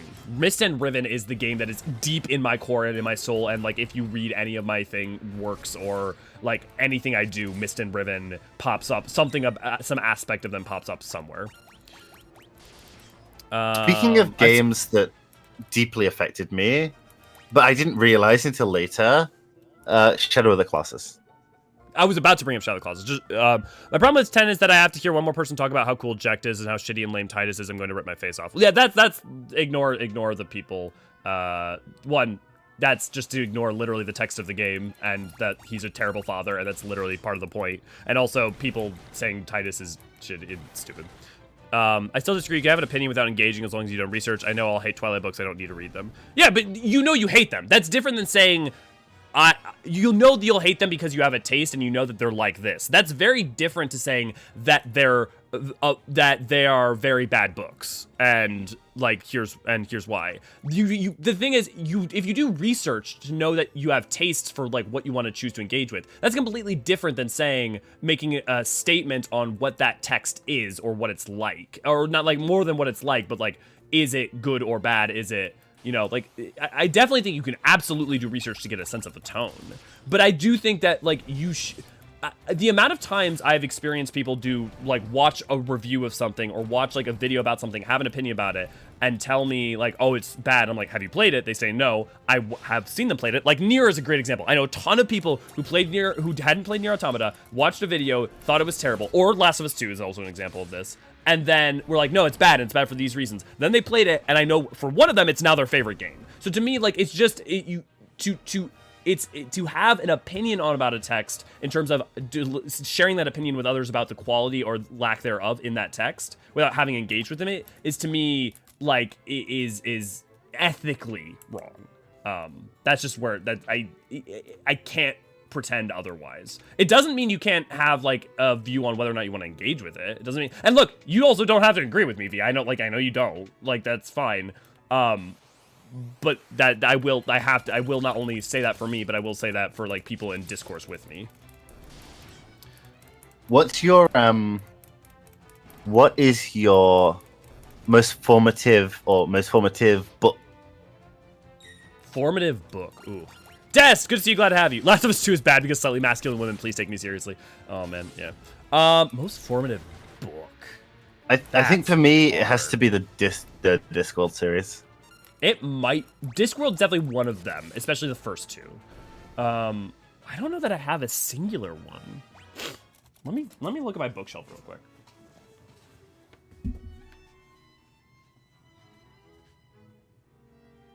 I would say I think Locked Tomb is also going to be fairly formative for me. I feel like actually the most formative book, if I had to pick a singular book, would be Calvin and Hobbes. Like, okay, yeah, that's fair. I do like Calvin. I was never into it as a kid. It's not really a thing in Britain so much, but it seems like a really nice comic series. I would say that my childhood was very akin to Calvin and Hobbes. I would say, like, especially like below the age of 10, very similar. Very, very, very, very, very similar. I mean, with siblings, I guess, too. But there's just a lot of philosophical concepts. The other thing is I learned to read from Calvin and Hobbes. And like not because like someone handed me Calvin and Hobbes and taught me to read with it, but like because I found it and like fell in love with it and got better at reading because of it. And a lot of early philosophical concepts were shown to me that way. as well as a lot of other things. Like a great example, the final panel of Calvin and Hobbes that ever aired was, basically a little thing about after snowing, the world was fresh and everything's exciting, and the two of them are going out to have fun. It's like, it's a wonderful world, Hobbes, old buddy, let's go exploring. And it's just like a very there's a lot to it, but I would say singular that I think the thing is there's a breadth of books that affect me. I like the Inheritance cycle. I really liked Sabriel. Yeah, I love the Upholsten series. Very, very much part of that. The way that it's death in that, the imagery for death in that is just still so good. I'm sure there are, because I'm not well read in a lot of necromancy fantasy, but like I have yet to come across an example of necromancy and fantasy that I've enjoyed more. You should read The Locked Tomb. I will. Yeah, I don't think I don't think formative books have to be something you've read in childhood. Like, I think often they are, but a lot of mine aren't. I don't think. Yeah, it's hard. So, like, the thing is like, do I include manga and comics in general? That changes things if we're including manga and comics. Right. And on top of that, okay, so we got the white mask. Do we take the white mask now to? Actually, I think. Let me just double check. I think the thing is that this is kind of cop-out, but like I would say like every book I read is usually pretty formative because I'm kind of picky about what books I read. Yeah, that's fair. So in terms of manga, the most formative manga, it's got to be Berserk. Ooh, what's my most formative manga? Ooh, that's like hard. The themes expressed in Berserk are so much your thing as well. Yeah, that's the thing. That's like Berserk, absolutely. If like literally in its art alone, like its art and Beck's. I have a lot of Berserk art hanging up, or not hanging up, but like printed out in my house, like and I need to hang up. But like it along with things like Beksinski, are some of my like Miura's art is just so his apparently line work is second to none. Oh yeah, right. Apparently the stream's getting a little choppy. Oh, okay. It may be because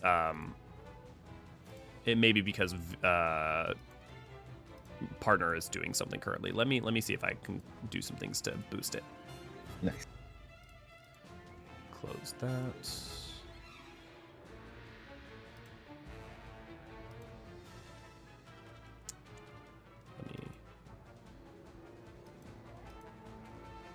Fullmetal Alchemist was one of my favorite. So formative too is like almost different than like impactful, because like formative for me is definitely like Naruto in terms of manga, Fullmetal Alchemist in terms of manga, Bleach in terms of manga, like a lot of like some of the conventional ones. I think that's maybe I'm using it in the way that you define impactful then. Yeah, I guess. Yeah, okay. So it's hard, right? Because like, especially if it's formative in terms of like, I think of like young childhood. Like I think of like ages 1 to like 16, right? Or like even earlier. Change it to impactful then.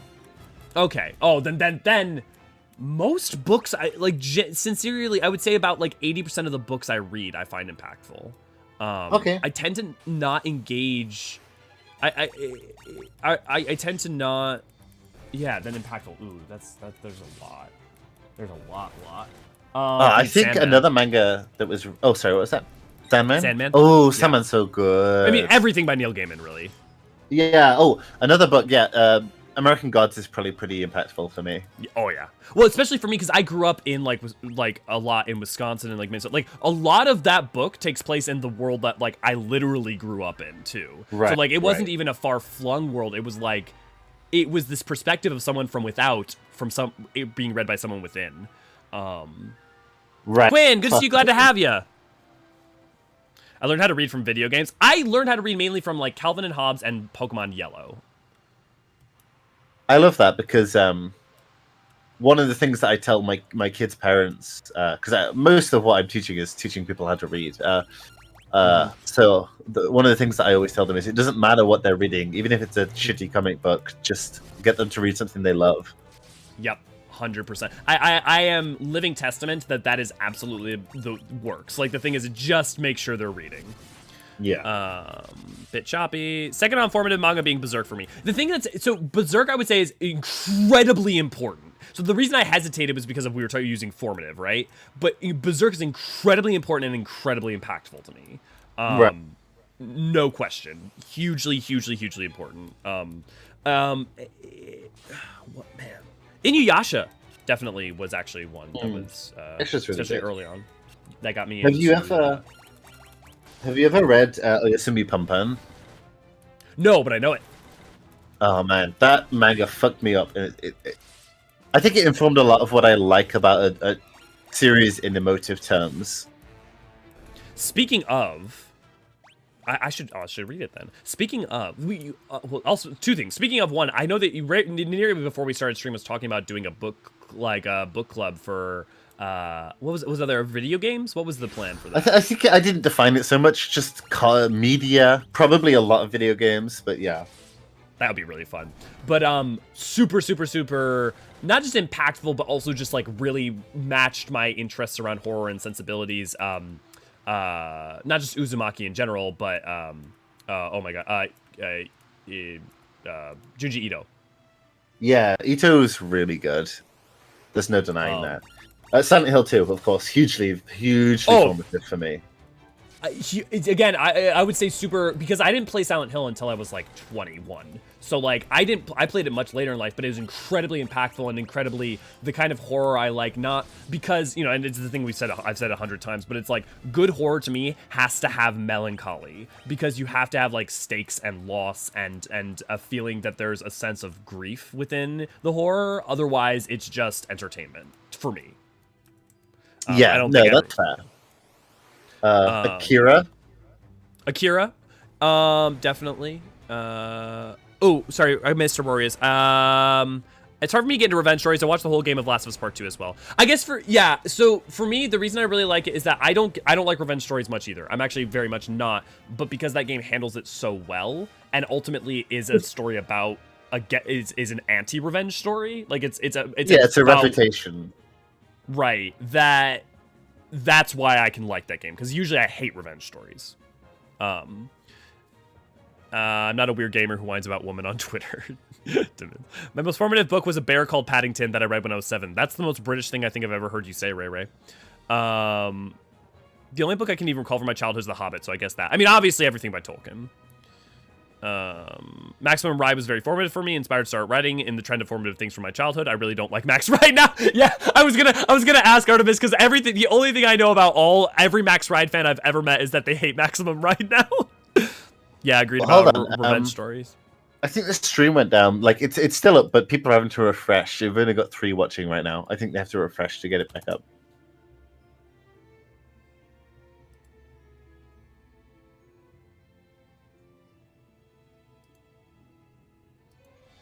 Streaming. Never change. Never change.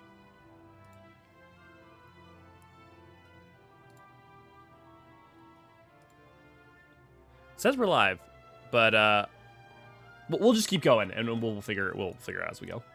Yeah, okay. So first off, I'm just gonna catch up on chat while we wait.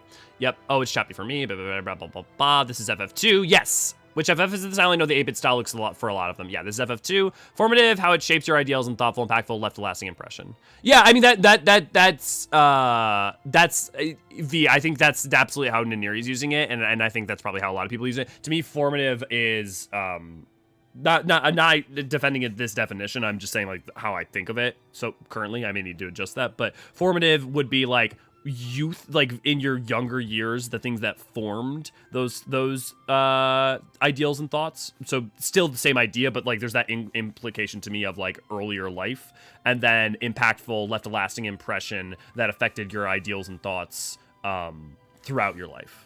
But yeah. Did you ever read Monster? No, but why is it kicking the back of my head? It's so it's essentially about. Oh, that's why I just read the synopsis of it. Like I read the entire synopsis of it like a month ago. Oh, really? I can definitely recommend it. It's really good. I'm going to sit down and read it. The thing is, I had literally, what happened was it was like referenced as like this major, like famous manga, right? I had never heard of it until a month ago. Oh, really? Oh, yeah, wow. hadn't even heard of it, which is wild, right? It'd be like, ah, yes, I love manga. Oh yeah, have you read Naruto? What's Naruto? You know, like, or like in the mid 2000s, if you had said that, right? Right. Now I guess it would be something more like Demon Slayer. Oh man, Demon Slayer's mid. Demon Slayer is just like good comfort shonen. Like, you know, like it's got its dark qualities. It's shonen. And if you've read enough shonen, once you've read a certain amount of shonen, you've got not read them all, but kind of read them all. You know. Yeah, maybe that's the reason I wasn't able to get quite so into it. Is that I've read enough shonen at this point. I didn't feel like it was enough for me. I like the anime. The animation was really good. Yeah, I only watched the anime. I did not read the manga. For what are we doing after the mask? We need to go get another mask. Okay, so what's behind the mask? Another mask. All right. So now we go to the tropical island. Okay. In the south of the world map. Okay. Yeah, the far side. It's like you'll be able to see it because it's the only like really far south one. Well, I'm glad that we finally got to the title of this stream, which is Fantasy Bahamas. Yeah, I'm proud of us for reaching the Fantasy Bahamas. Oh, that's the trend with Max Ride fans? That's hilarious. I didn't know that. Well, that's the trend that I've noticed, that every Max Ride fan grew up and they were like, oh, this is really cringe. I read Harry Potter back when I was like 10, I think. Was going to read more of the series, but Daniel X is an interesting series, but might not be up your alley. Daniel X, I don't think I've heard of that one. Do you still burningly hate Nevermore as much as I do, even though I never think about Max Ride anymore? For me, I was getting to Max Ride while in high school. Got spoiled thanks to a lot of people on Reddit. If you're on Reddit, that'll happen. Memeing Slayer. First episode of Demon Slayer was so rushed I couldn't get attached to anybody. Really? I felt like the first episode was like really well paced. Like I actually get really frustrated at the slowness of a lot of setups when it's like, okay, we get it. Like whereas I felt like I understood his character and there was enough mystery too about the nature of his family, his father. I guess for me it worked well enough. What about you, Neri? Did you bounce off all the characterizations too? In Demon Slayer? Sorry, I got a little stressed. Yeah. Yes. By and large, there were certain moments that got me a little bit more invested. I really like the I quite liked oh my gosh, what are they called? No, not really. Yeah, you didn't? Okay. I was wondering if you like Mugen Train. Oh, yes. The flame knight. Yes. I did. I liked him well enough. I thought his death was massively overhyped. But yes, I liked it. I'm kind of and this is a very unpopular opinion I'm given to understand. I'm kind of a Zenitsu stan. Okay, I have to hear that because I will say if Zenitsu would just be a little bit more not competent, but just like not like the coward trope so much, I would be a much bigger Zenitsu stan, but it is like a bit much. It is a bit much. I wasn't so into him until the Red Light District arc, where he gets really pissed off at Tanjiro. I like that. But yeah, I wasn't hugely in. I bounced off the series a little bit. Like I watched all of it that's out so far, and then I read all of it. But maybe it was also the fact that at the same time I was reading Jujutsu Kaisen, which I think is just a vastly superior show. It's so funny because I watched Jujutsu Kaisen at the same time that I watched Demon Slayer, so I totally follow what you mean. Yeah, have you kept up to date with the manga for Jujutsu Kaisen? No, I have not. I've been waiting to. I watched it with a friend, and that friend is now in Japan, so I haven't really been watching it lately. But I'm either gonna sit down and read the manga sometime, or I'm just gonna catch up on the anime. Okay, yeah, the manga's really good. Maybe I'll do that then because I prefer the manga typically.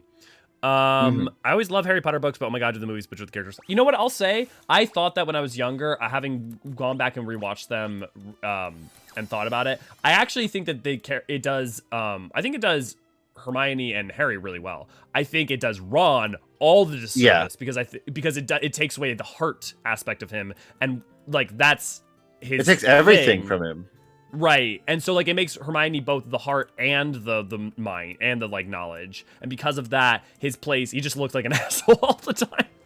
Yeah, Ron is really look. I have my own issues with Harry Potter late, but you know, I mean, I was in the fandom, and I just feel like the films do a real disservice to Ron, and that's maybe that's probably their biggest crime in my book. Oh, these slimes are such a pain in the ass. I'm just gonna flee. I will say, like, here's what I'll say about, like, one thing that, and not frustrates me, but, like, one thing that I really appreciated in the books was, and in the movies, is that as someone who has suffered from complex PTSD, I really appreciated the way that he struggled with that, and it didn't, like, pretend like he wasn't not together, and like keeping it together. I just like a lot of that like really resonated with my life experience in terms of like how I just certain struggles. So I did appreciate that. Yeah, I also haven't reread the books super recently. Not that I plan to. No, I don't think I'll ever reread the series. I think it's been soiled for me to a degree, but you know, I mean, there was a time in my life when it was important to me, and there's value in that, I think. Yeah.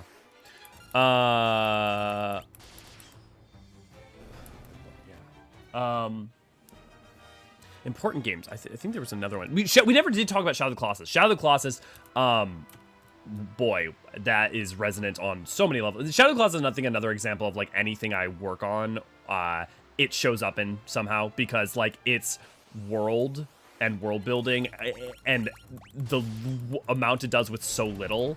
And also, it is the template by which I explain to people the idea of actually conveying scale, because that game actually conveys scale really well. Not just giving you big things, but presenting them in a way that makes them feel large, whether it be through the camera, through their motions, through their actions, in a way that I don't think everything else nails. I think a lot of things get so excited to show you the thing that they don't emphasize the enormity of something that's colossal. Yeah, I think that's fair. I think that's a fair thing to say. The portrayal of CPTSD is probably the one thing that was absolutely ham-fisted and borderline offensive. In Harry Potter? Yeah, in Harry Potter. No, they said wasn't. Oh, wasn't. Oh, wasn't absolutely ham-fisted and borderline offensive. Okay, yeah.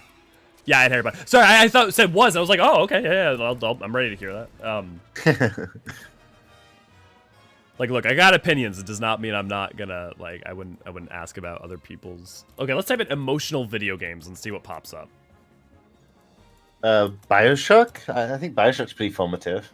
Bioshock's definitely impactful, definitely. You know, let's use formative the way you mean it. So formative in terms of, like, it affected... No, because like, V pointed out the definition, so I think, like, it's fair. I'll adjust that. To the moon. To the moon. Absolutely. Holy moly. Especially if you have anyone in your life who is on the spectrum or on the spectrum yourself, you should absolutely play that game. Okay. That is a very, especially because you're in, you know what? You're in your, playing visual novels right now, so you're actually in a really good headspace to play it, because it's not technically a visual novel, but because it's like a 8-bit walking sim, it's that same vibe. Okay. It's basically just a visual novel if it was 8-bit instead of a visual novel. Okay, all right. Oh my god, how could I not mention the LucasArts games? Oh, yeah. Like most of those. Well, it's interesting. The only one that I actually have a relationship with particularly is Grim Fandango. Yeah, that's the main one that I have a relationship with, and boy oh boy, does that game inform a lot of my aesthetics as well. Like, it really informed me as like a lover of the Art Nouveau style. That's the thing is, like, I had always loved Art Deco and Art Nouveau, so like for me when I played that game, I was just like, oh, fuck yes. Yes. Give me that shit. Feed it to me straight to my veins. Right. I'm also a big BioShock Infinite stan. I know that I played it, really loved it, and I did not realize that it was like very derisive among amongst the Bioshock peeps. Yeah, but in fairness, Bioshock 2 is also very divisive, and that's my favorite Bioshock. So I get really? it. Yeah, See, it is. I didn't love it. It felt like we did the first one, but with communism to me. But Yeah. please defend it. Like tell me about what you love about it. I'd love to deepen my appreciation I for feel like it did a really good job of expanding the world building, and the personal stories it tells are outside of the like the Ryan Fontaine main character Dyad. I feel like they are better done, the individual stories. That's fair. Yeah, I think that you're absolutely right on that. Yeah. PMD Explorers DS games. The Pokemon Mystery Dungeon games. Yeah, I played Blue Mystery Dungeon. Those games are crazy in terms of like you play them and you think like, I'm done, and then another thing unlocks. I'm done, and then another thing unlocks. It's crazy. Yeah, I love those games. It did used to piss me off when I was a kid that it took so long to get evolution. Yeah. I definitely. What Pokemon did you get? I got a Mudkip as my starter and Torchic as my partner. Oh, nice. I used to like to get the non-starter Pokemon, like the Marowak or like the Tyrogue. Oh, did you like look up the answers and like how to get stuff? No, like not when I was a kid, but like I replayed them when I was an adult, and I did. Yeah. See, I only ever did the first version. Circling back to horror, I have such an odd relationship to horror. I don't engage with horror as a genre besides watch people play horror games, which I don't count as really engaging with horror. I mean, it's a different way, yeah. But horror features are prominently in my writing is always the most fascinating part for me to write about. I mean, that's the thing is like, response to horror is so different person to person, right? Both like not only in what horrifies you in terms of like a phobia, but also like like that the fact that I'm so on about that whole melancholy idea with horror, right? I'm sure there are a lot of people who are like, who the fuck gives a shit if people are sad? I want the booze. Give me the big scares. Rawr. Oh my god! Do you know what game gave me an existential crisis? Soma. Yeah. So I feel so unkind to Soma because I feel like I don't mean this in a bad way, but I started playing Soma and like it's like starts out how it starts out, and I'm like, okay, so it's gonna be this kind of game the whole way through. It's gonna be like gonna go like this, and then like it just like every beat of the game I called, and I usually don't. And for whatever reason, for Soma, I was just way ahead of the game the whole time in a way that like undercut it. And I feel so bad because it's a great game and you absolutely should play it, especially if you're not like overly inculcated with the ideas around existentialism, identity, the self. Like it does that shit great. And with what a great ending. What a great I had like a breakdown in the teleport scene. Yep. Were you just as angry and like shouting and swearing? I was just like, oh my god, what does that mean? Like philosophically, metaphysically? Yep. I think I so readily think about that sort of concept anyways, that being presented by it felt not because of the game, but because of my life experience very rote, which made it less impactful for me very specifically. I wonder if you liking Star Trek and me never consuming Star Trek informed your awareness of that plot twist. I think definitely part of it, because you think about the transporter experiment, like the whole idea, and like that concept had been familiar to me from a very young age, and that idea of sense of self, and like the idea of the singularity, and the idea, like all the concepts Soma deals with are things that I had were for me. Oh, that's like middle school stuff. Like not that it's not written better than that. Right. The game's absolutely written way better than that, but like that was, Mass Effect. Oh, Mass Effect's definitely a formative game for me. That Dragon Age for me. Yeah. Of the BioWare ones, Mass Effect's the number one for me. The Mass Effect trilogy for sure. Yeah, I mean, I loved it, but yeah. Yeah. Last of Us. And that's how I feel about Dragon Age. Like, I love Dragon Age Origins. It just wasn't formative for me. Right. Yeah. Oh. Yeah, Last of Us. We talked about Last of Us. One game I remember playing that really made me question reality was Eternal Sonata. Interesting, Quinn. Any particular reason? Artemis, what is it? I feel you there a bit there. I can't play horror games. I get way too scared, and I don't feel like that feeling. But I will watch people play them because I enjoy the story. Yeah. Totally. I can relate to that to a degree. Yeah. Let me talk to these guys real quick. Ooh, look at your weird face. Why you not wear a mask?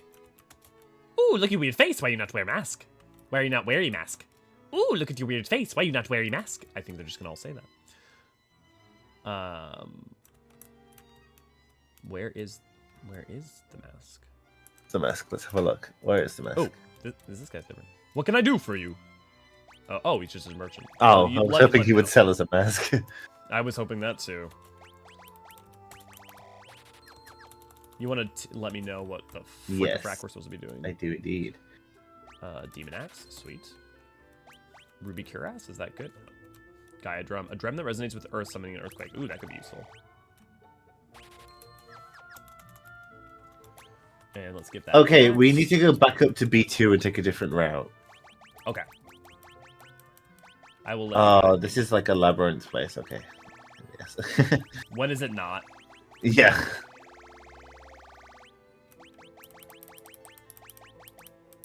I swear it said. God, it said that the Demon Axe was going to be more damage. Yes, it is supposed to be. This guide seems to say so. I think pure damage. Maybe it's obfuscated somewhat by the systems. Yeah, I'm just gonna put it on the other hand. Yeah. I feel like it's bizarre that we've come this far without saying Dark Souls. Well, yeah, I was going to. It keeps coming up in the back of my mind, and then I'm like, I'll get back to that, and then we find something else. Oh, Fallout New Vegas. It's funny. Fallout 3 more for me than New Vegas. That's that is a controversial opinion in my case. I'm not saying it's better. I'm saying it was more formative. Okay, that's fair.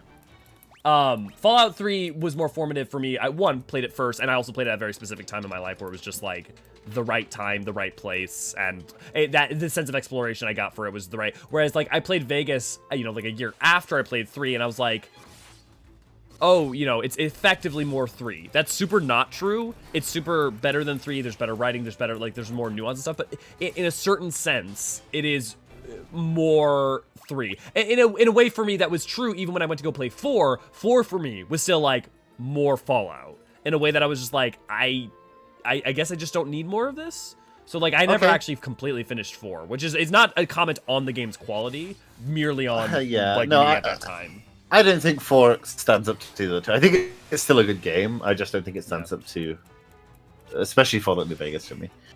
Yeah. I'm reading a list of the top 100 games of the 2010s, and like really high up here is PT, and I'm like, yeah, I mean that's fair. PT, despite being a demo, was incredible. One of the best horror games of all time. It literally is one of the best horror games of all time, despite the fact that its name is literally playable trailer. I know, right? It's so good. Oh, PT is so fucking good. Weep for the lack of Silent Hills. But cheer for the potential of Silent Hill F. Yeah, I was discussing with Elio how the Silent Hill F is being written by the guy who wrote Higurashi, which is why I brought it up. So I'm very hopeful for that. Am I going the right way? Good question. I don't know. Let me check them out. You check that. I'll get to chat real quick. Okay. Dragon Age, yep, everyone talking about Dragon Age and me, probably my favorite game of all time. Join our YouTube channel for the low price of not much a month. You get custom emojis, special badges, and the warm fuzzy feeling of supporting your favorite archivists. Thank you, Ray. I have this split where I know I'm a wuss that can get scared by everything, but also just because I scare easy doesn't mean it's good horror. Yeah, 100%. I'm not a fan of jump scares. Like, I love Dead Space, but the reason I love Dead Space is not because of Dead Space's jump scares. The reason I love Dead Space is a lot of its other aspects of its horror, and gameplay, and many things besides. I'm very excited for the remake that they're doing. If you're fine with spoilers, the ending really... Oh, sorry, go ahead. I feel like it's going to suck. Really? Why? I'm just not optimistic about the team behind it. Really? Everything that team has done and everything that team has shown has made me incredibly excited and more trusting. I don't know. I just get weird vibes from it. Really? That's so interesting. Yeah, like as someone who's like played...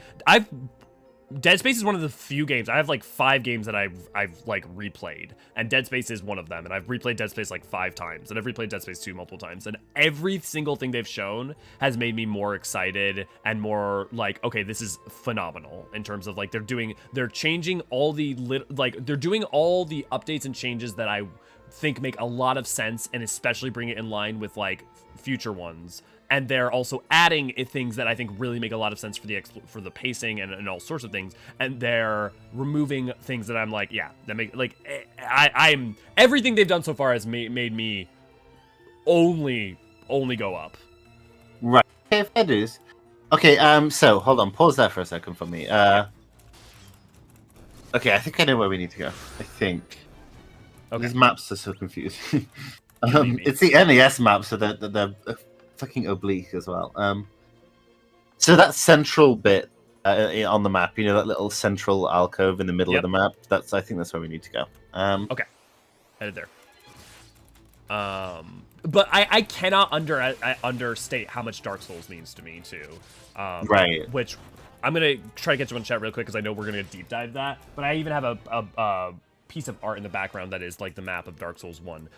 But also in terms of like just emotional and made me like very moved is the ending I got, and one of the endings of Dark Souls 3 is incredibly hopeful to me. If you're fine with spoilers, the ending really makes you question if dreams are just how you connect to people in other worlds and the idea of death. Yeah, it's interesting because there's always the problem when something does something really well, but you've engaged with that concept before, and so it's less like fresh. But yeah, that's a very interesting idea, Quinn. And I've known about Eternal Sonata, but I've never actually gotten around to it. DA was formative for me because it taught me because you actually weave gameplay with RP and romance elements, and I want that in all my games. True. Hideo Kojima really deserves a dedicated horror game to head up. Yeah. Metal Gear Solid 5 and Death Stranding had their moments and really showed its potential as a horror creator. Yeah, that's the thing is, like, I love, for the most part, what Death Stranding is. I do bemoan that I wish it had more horror to it. I completely think that the Silent Hill 2 remake is going to suck. Yeah, I think you're right. I don't trust Blooper Team at all. I don't trust them either. The other really important thing to me, and this seems like this is going to be such a petty thing to say, but to me, the real thing that, as a starter, not threw me for a loop, but like kind of undercut it, was the way they chose to do the music, reorchestrate. Like it just sounds like basic ass like horror game music now. Whereas like one of the things about the original soundtrack was its like very odd nature really was an important aspect to the game, both like in the aspects that were rock, the aspects that were ambient, but like everything about that trailer soundtrack just like undercut its strengths, and that makes me worried because I feel like that's going to be broadly what's going to happen over and over again. So head counterclockwise around this floor. Cool. So my issue with it, so they did another game. I forget exactly what it's called. It slips my mind, but the two world ones. No, it was hold on, let me check it. It was The Medium. Yeah, the one where you can switch between worlds, right? Yeah, sorry, that's the one.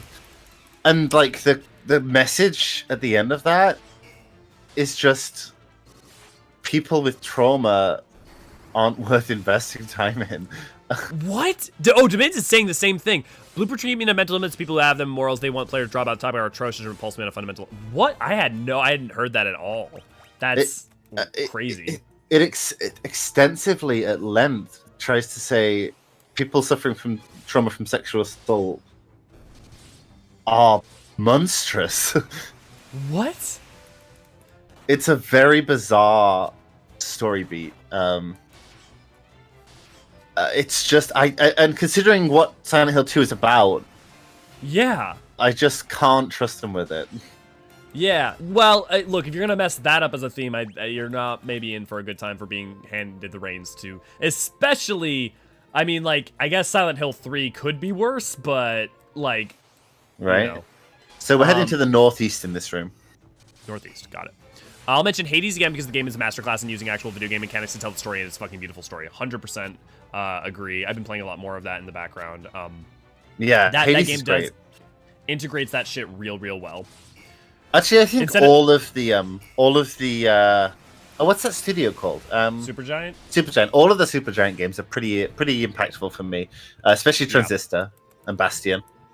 Yeah, good fucking games. I try to think of horror games that I've watched that really like or recalling if I ever played a game myself. I played quite a few horror. The thing is, I really love the horror genre, but there's not a lot of great. I don't know those. There's not a lot of great horror games that I love. That I like. For instance, Alien Isolation is a great horror game, but it is like it's not like it's just a horror, very traditional horror game. It doesn't hit it's not a Silent Hill 2 in terms of like the melancholy or right, or what I like about Dead Space, for instance. Pyre's great, Domins. It's not quite as dear to me as the other ones, but Pyre's really good. Demands, I really like Pyre too. Witch's Anatomy by Kitty Horror Show. Oh, I have played one horror game, Anatomy by Kitty Horror Show. I don't know if I know that. Giving them Silent Hill was a crime. Oh, I had bad vibes after that trailer for Silent Hill 2. That makes it worse. Yeah. Hopefully they at least don't put Comic Sans on the Silent Hill sign. Okay, B5. So he... Wait. Okay, just head straight south and take the stairs. Okay. How can I forget this series? I played the first one, super young, Max Payne.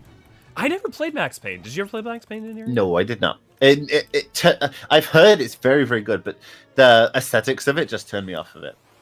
Yeah. Oh, Fear. Fear is a game that I adore. Fear's really good. Fear is really good in terms of atmosphere, and I think, like, really good in terms of atmosphere, and also one of the few games that manages to make you feel both powerful and powerless at the same time. Yes. And I really... Part of it's just a limitation of being a game from 2005, but I really love... Okay, if I can't go south, do I go in this door to get to go south, or...? It just says head straight south from the entrance. On B5? Yeah. Weird. Let me try going in this door. We'll see what happens. Wait, no. Wait. Oh, wait. Well, this seems like this is the boss. Oh, that is the boss. Okay. Well, that got us there. Wonga. It guard mask. That'd be Bean. Oh, Portal 2. Honestly, Portal 1 more impactful for me than Portal 2. They're both excellent. Oh, yeah, no question. Impactful to me has no comment on a game's quality. Bad games can be impactful for me. Like, yeah, fair. You know? I've heard that Return of the Obra Dinn is really good, but I've never played it. It's so good! Yes, you absolutely should. Especially, actually, again, it's not a visual novel because it's active, but if you're playing visual novels, you're in the right headspace to be playing it, too. But as someone who's, like, a really big fan of, like, Myst and Riven as well, Return of the Obra Dinn is fantastic. Cannot recommend Return. Okay. And also, you liked Outer Wilds, so, like, you like that type of thinking, so you absolutely would love Return of the Obra Dinn. Yes, I absolutely adored Outer Wilds.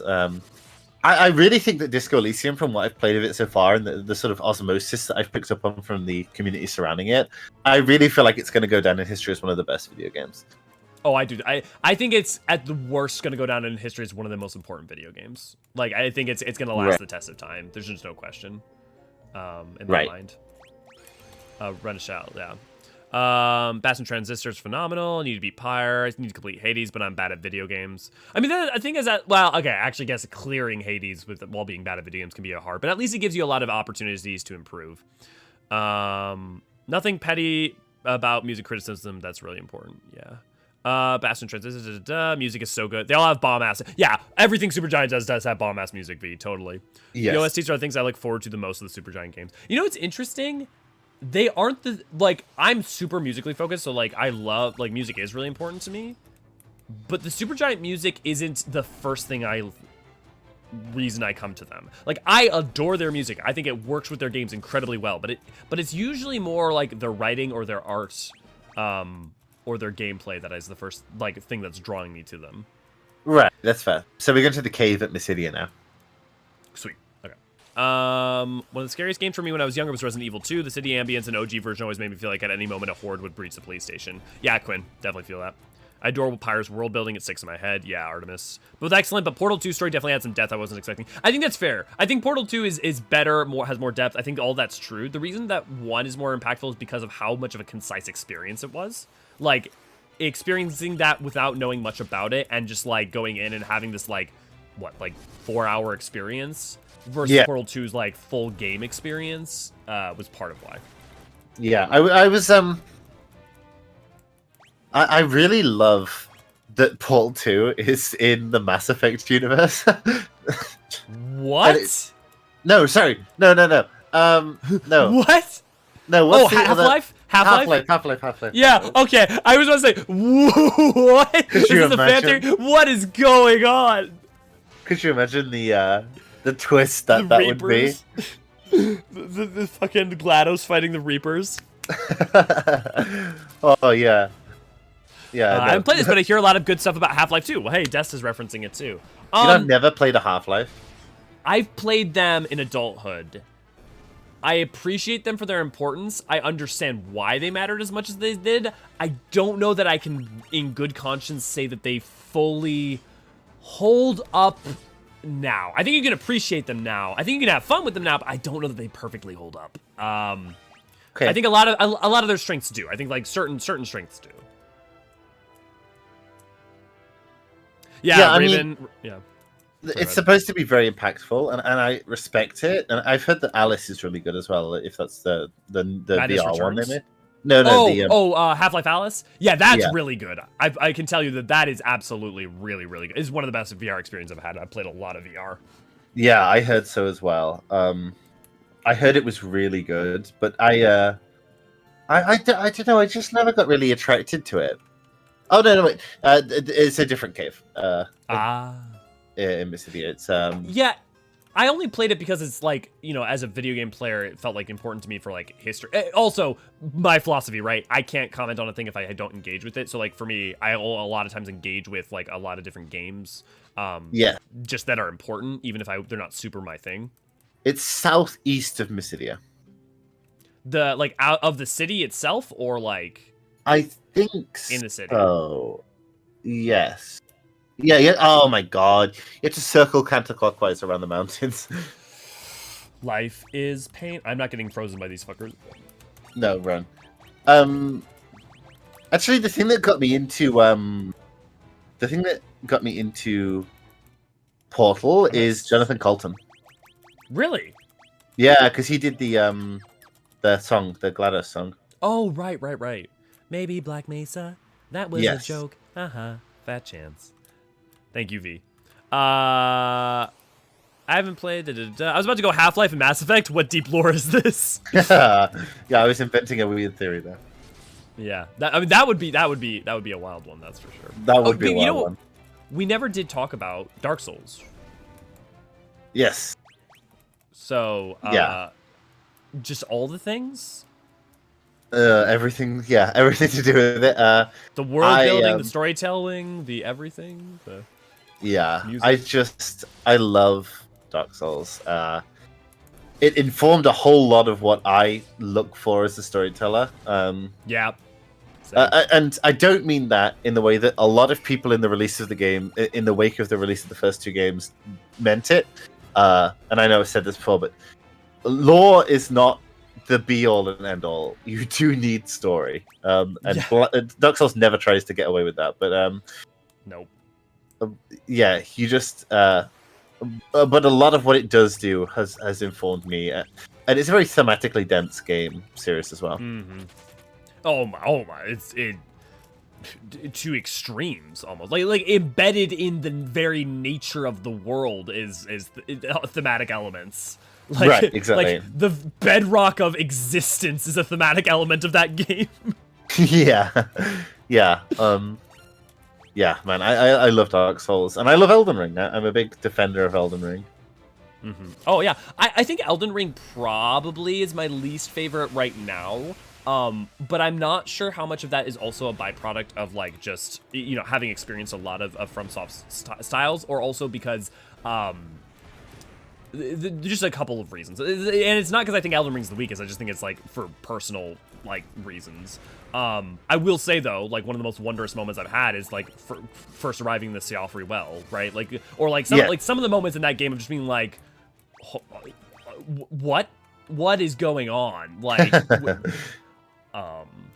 Yeah, man, I loved, I absolutely loved that moment, so not counting Demon Souls, Elden Ring is probably my least favorite of the FromSoft games, but that doesn't mean that I don't still think it's an A tier game. Oh yeah, like I absolutely same vein, which is like it's not that I wouldn't even say it's not formative, but it's just like of perfect, of the greats, it's just one of the lower greats. I hopped onto Dark Souls to train a little too late for it to be formative, but certainly impactful. Yeah, I was lucky in that I experienced it in like circa 2012. And like I understand like the ways in which it can be, especially if you like play later ones first, especially because of the increase in rapidity of movement. Which would you say is probably the most important? Because I'd probably say for me it's Bloodborne. Ooh. But like, there's so many different ways though, right? Like, right, yeah. Like in even terms of 2, storytelling, it might be 2. Yeah. I mean, like, even 2's, like, it being somewhat of a black sheep in certain respects, like, is still incredibly formative. Like, yeah, for storytelling, it's probably 2. For in terms of how I think about level design in my ideal game, it has to be 1. Yeah. Bloodborne's just a commentary. Its themes, its aesthetics are incredible and really, really impactful for me. And then 3 is sort of messaging, I think. Yeah. I do think it really nails on that. I think, like, you know, it's slightly weaker than 1 because it's more linear in terms of like world building, right? In terms of like straight narrative, because 2 gets is a echo of the world before, but is so different. It's like feels fresh, whereas 3 is a trotting the path already trod, but that's like also thematically it's doing that intentionally, but it still is, you know, rehash even if it's intentional. And so like, it's very interesting. It's very, very interesting. Yeah. Oh man, I can't believe I forgot Sekiro. So I'm one of these people that I just can't play Sekiro. I have to watch people play it. But I have watched people play it, and I do very much love the setting, and I love its take on Japanese history. That's the thing for me, is like having studied like the Sengoku period and like the Edo period, like even passingly, for me that added and like a passing an awareness of like Japanese Shintoism and Zen Buddhism and stuff. Like if you know that stuff, the level to which that games goes is so hard. Like it goes so hard on that shit. Yeah, I was watching a video someone did on Higurashi actually, and they were talking about how they said, I don't know if this is actually a thing in this game, but a commentary on the interaction between industrialism and nature feels like it's a part of it, and I'm like, maybe that's every Japanese piece of media. Yeah. Literally everything that's come out since at least the 80s, if not before. Yeah, I mean, look at Miyazaki's whole catalog. Yeah, his entire repertoire. You know what I saw for the first time? What is it called? Legend of Dragon? What is it called? Isn't Legend of Dragon the Yakuza game? No. Yeah. What is it? It's no. What is it called? What's it about? Mobius inspired anime.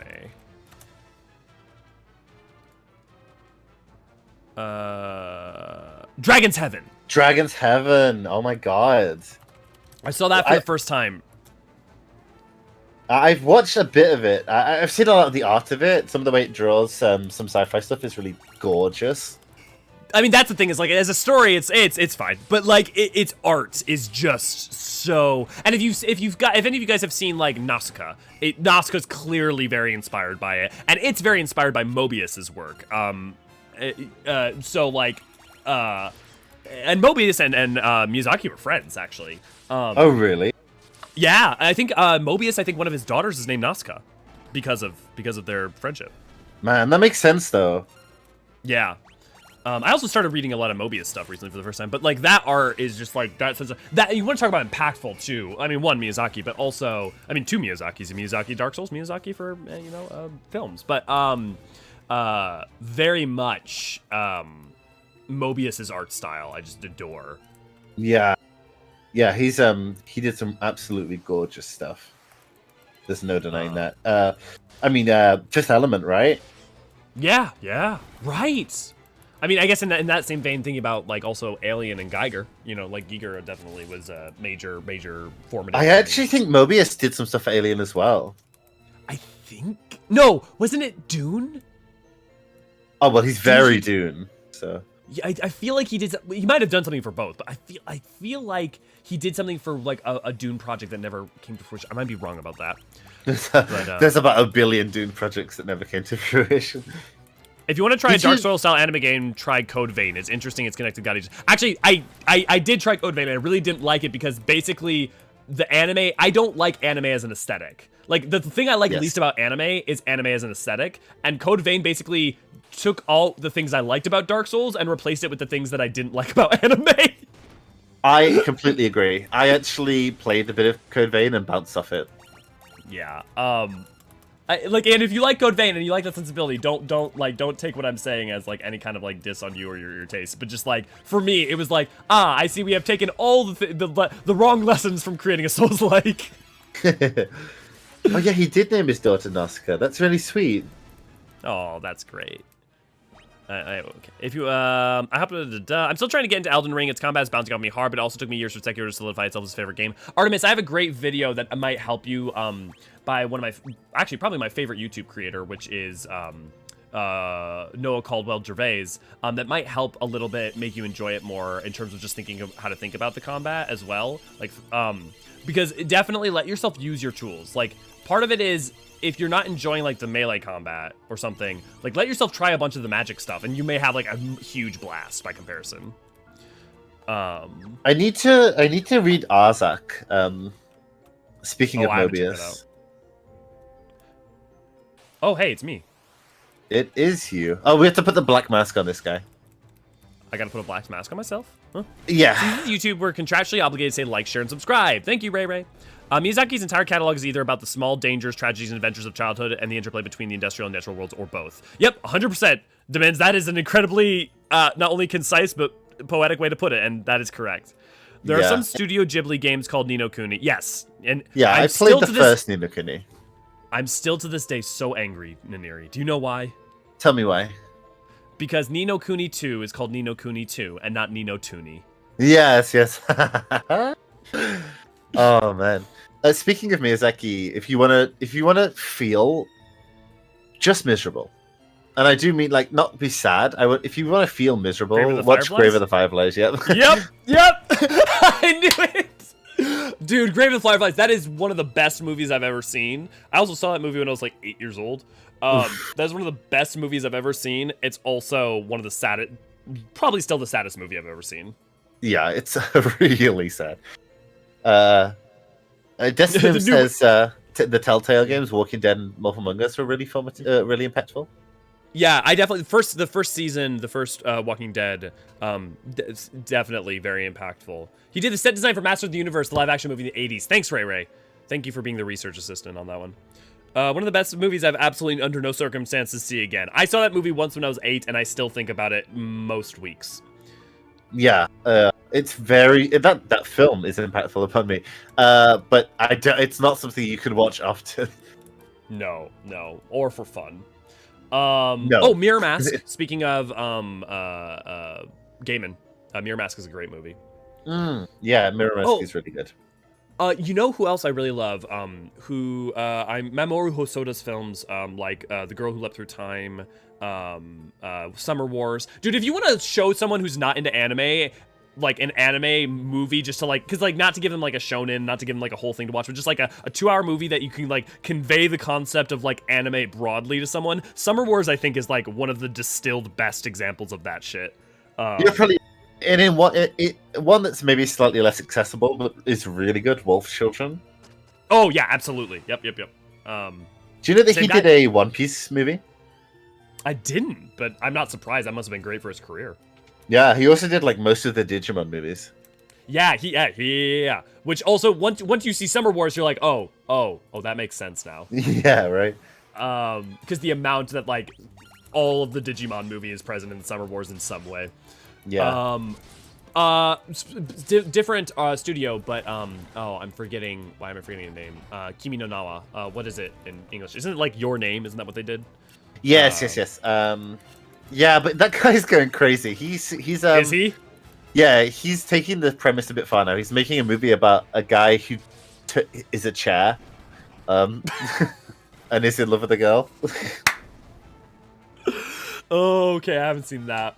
I won't speak for his greater works. I'll just say that I saw that movie on a plane to Japan, and boy, did that movie hit hard. Yes, it's a really good film. Oh, you know who was a really profoundly tragic loss for the world's artistic stage? Satoshi Kon. Yes. Yep. 100%. Like Perfect Blue, Paprika, Tokyo Godfathers, all of them. I was amazing. literally about to mention Paprika. Like that was one of the next films I was going to mention. So good. So good. And also definitely not Inception. Definitely not in any way Yeah, right? Inception. Yeah. I think Ando actually did Paprika. He did Paprika with Khan, right? I believe so. I don't know off the top of my head. I think all of us know where you were going. Yeah, I remember Bennett Sage summoning Grave of the Fireflies as if any world summarizing as if any world leader ever thinks about going to war, it should be mandatory to make them watch Grave of the Fireflies first. Yep, I concur with that. That is, I think that is that, and also anyone who plans to fire a nuke before, like you just open up the nuclear football, and that a copy of the DVD of that is just in there. Yeah, you have to watch it first because the code's at the end. Yeah. What else do I? You know what I really enjoyed this year? Cyberpunk Edgerunners and Arcane. I haven't watched Edgerunners yet. I've heard really good things. I watched Arcane, and Arcane is phenomenal. Like I want to be very clear, it's phenomenal. For whatever reason, I didn't get super into it. Oh, fair enough. Fair enough. And I think it was me. I don't think it was Arcane. Yeah, well, I liked it, but it's definitely not like a massively impactful show. But I liked it. But Edgerunners is great, really good. I mean, it has problems, but it's also really good. Yeah, I mean, most great. There's very few things that don't have problems and aren't also, you know. But speaking of Edgerunners though, Blade Runner and especially Blade Runner 2049. What a movie. Blade Runner 2049 is a phenomenal film. I mean, anything Denis Villeneuve has done, huge recommend. Yeah, Blade Runner is so good. 2049 did a really good job of delivering on the universe of Blade Runner, which I wasn't sure it would. I mean, how could you? Like, the money would be to bet against it, right? Yeah. Yeah, but the fact that it's a meaningful successor, like a meaningful standalone film and a meaningful sequel to Blade Runner, if that was just by itself the case, that would be shocking and a reason to laud it. Yeah, speaking of Villeneuve, I loved the new Dune. Dune? Yeah, very good. I'm very excited for part 2. Yeah, it seems like the pop culture has taken a turn, as it often does, to like start shitting on Dune 2020. Has it? I mean, I don't fuck them. Yeah, I'm like, it's just a good film. It's just a really good film. It's a really good adaptation of the novel. It takes out. It doesn't take out the weird things, but it's smarter about not just being as horny. Like, let's put it that way. But the other thing you can't not say about every film he's ever made, beautiful, just fucking stunning, gorgeous film. I mean, Arrival as well, really beautiful. Yeah, even if you don't like Arrival's story, setting that aside, we can all agree Arrival's a beautiful film. Yeah. What else did he make? I actually kind of bounced off Sicario. I like Sicario. I mean, I don't like it as much as his other stuff, but I definitely like that. Arrival, Blade Runner 2049, Sicario, Dune. I mean, he did Prisoners, which I think most people haven't seen, with Hugh Jackman, which is actually a really good movie, and Paul Dano. It's a good movie, but it doesn't. It's very much an early Villeneuve movie, so like it's not as grand. It's not as grand in scope because it's more much French budget movie. He's more French. No, it is much more Canadian French. It very much is. That's fair. Yes. My favorite anime movie, not counting Ghibli, is probably Cowboy Bebop, Knocking on Heaven's Door. Yeah, I haven't seen that actually. I've not seen Grave of the Fireflies. It's on my list, but I also am well aware that I should probably be in good headspace before I watch it. Or be in a bad headspace and let it take you to the depths of depravity, because that's actually probably apt and appropriate for what the film's doing. Dude, it starts with the firebombing of Tokyo. Right? It's brutal. Did you know that Villeneuve is making a TV show for Dune? Yes. Well, about the Bene Gesserit. Yeah, the Bene Gesserit, right? Yeah, very exciting. Very, very exciting. Yeah, really exciting. Oh god, embarrassing, deeply embarrassing. But in terms of impactful fiction, the 40K universe. Oh no, you know that's so funny. I would say 40K isn't. impactful to me necessarily in terms of like I have not engaged with a ton of its media, but like I literally just last night was watching a bunch of lore 40k stuff. I've like never played. I guess I've technically that's not even 40k. I was gonna say I played what's it called, the normal Warhammer wave survival game, but okay. But I find the 40k universe fascinating and really interesting lore and concepts. Right. You know, and it's so. And you want to talk about? I also have an obsession with like scale and enormity, right? And you want to talk about scale and enormity, like Hive cities alone. Yeah, man, that makes sense why you like do so much as well, then. Yeah, and Villeneuve as well. But yeah, I love scale, scope, and size. I even really love I'm forgetting the director's name, but like the 1984 Dune, maybe 88 Dune, the not Fincher. It's Eraserhead. Lynch. David Lynch. The David Lynch Dune. I think it's a very flawed and bad movie in a lot of ways, and it's like trying to do way too much. But I adore a lot of its like aesthetic and things it's trying to do. Yeah, I love Lynch is probably my favorite director. So really, oh, that's interesting. I'm big on Twin Peaks. Yeah.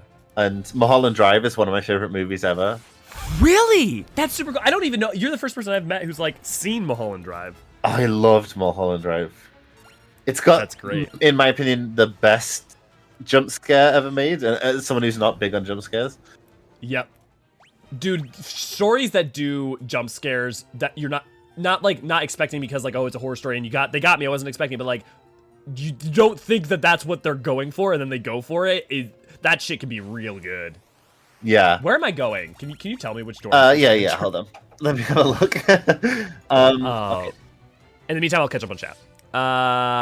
There was a really sad movie I remember watching where an old couple were living in a post-nuclear place as the only survivors. It was really sad. I don't know what that would be off the top of my head. When the Wind Blows. Do you know what that's floor you're on? I haven't seen that. I am on floor B2. Okay, B2. So you're gonna want to go to oh my god, this is confusing. You're gonna want to head south from the entrance and hang a west at the cross-shaped intersection. Okay, I know where I'm going then. Anything but Quentin Tarantino by Quentin. Yeah, I'm a huge Quentin Tarantino fan. Yeah, I did not too. actually think his name was Tortilla. Do you have a favorite? Yeah, I'm a big him? Tarantino fan. I don't think I have one. I question. love a lot of them. I just watched Jackie Brown for the first time recently. Oh, interesting. One of his less talked about ones. I would think, in my experience, the least talk about one. Yeah, probably. Well, Little Nicky. Yeah. In terms of like directing and writing and. Yeah. Pulp Fiction, I love, of course. Inglourious Bastards, so good. Yeah. Reservoir Dogs. I love Kill Bill Volume 1. Yep. I mean, now we're just listing all the... Dude, Hateful Eight. What a fucking ride. Hateful Eight is a film. What does that mean? Are you not a fan, or...? It's not that I don't like it. It's just... You can kind of tell that it's Tarantino being spiteful. And making a film to say, okay, well, you want this from me, you're going to get, like, too much of it. What, in terms of just, like, a bunch of characters having dialogue for the entire time? Yeah, just, and like, just sort of the grit of it. Really interesting. I don't find it any more gritty than any of the others. Oh, interesting. But definitely less gritty than Grindhouse. Yeah, well, definitely. But, like, I mean, like, if anything, I think of a lot of, like, the scenes when it chooses to do violence in terms of grit, like in Inglourious Bastards, to be more extreme in quite a few places. Yeah, but that's against Nazis. Oh, okay. I guess the context then I see just it. Because I was also going to bring up Django, but obviously Django's, Antebellum. Django's so good. Django is so good. I just rewatched. I was just like awake and couldn't sleep like a week ago, and I was just like, I'm just watching Django Unchained now. I rewatched Shin Godzilla in that same mood the other day. Nice. Is that the one where they explain Zilla? Like, which one is the one where they like come up with Zilla as a whole thing? No. Shin Godzilla's like a standalone Godzilla film. It's Right. It's the one where Godzilla's like hyper fire breath is a laser. Yes. Okay. Yeah. Now I remember. Can you tell me where I'm going? I'm on B3. B3 now. Okay.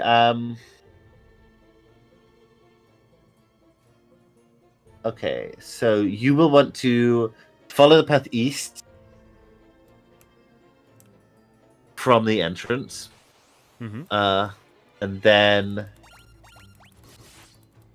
go down the steps. Yes, down the steps and then continue west. Cool. Dude, this isn't the first time we've dealt with Marlboro, right? Like, not this very one, obviously. I've seen we've seen a couple in the past recently, but have we been seeing them at all? I think it might be. I love that they keep changing like its name just because like Marlboro cigarettes. Yeah. Oh man. Do super chat. My dollar so real chat so voice because it makes Deadpool happy. Speaking of which, I should go get the boy. Oh yeah, go get the boy. Could it be said that Elio is a size king because of what earlier when I was talking about like big things? Dad, also good to see you. Glad to have you. If you give 40K the right author, it can be very impactful and meaningful. Yeah, that's been my impression. Even bad David Lynch movies are enjoyable. That's very true. The weirdest horror movie I was into was the one series about puppets becoming psycho killers. Chucky was an interesting series, but got boring after a while. I love the Kill Bill for the fight scenes, yeah. It's been a long since I've watched a movie that I'm trying to remember what movies I even like. I think we need more of the energy of Inglourious Bastards had in this tumultuous times. I think my favorite movie is Mad Max Fury Road. Great film. BearJewBat.png. They're making Furiosa standalone film, right? Are they? I had heard about that, but I didn't know it was actually in production. I think they are.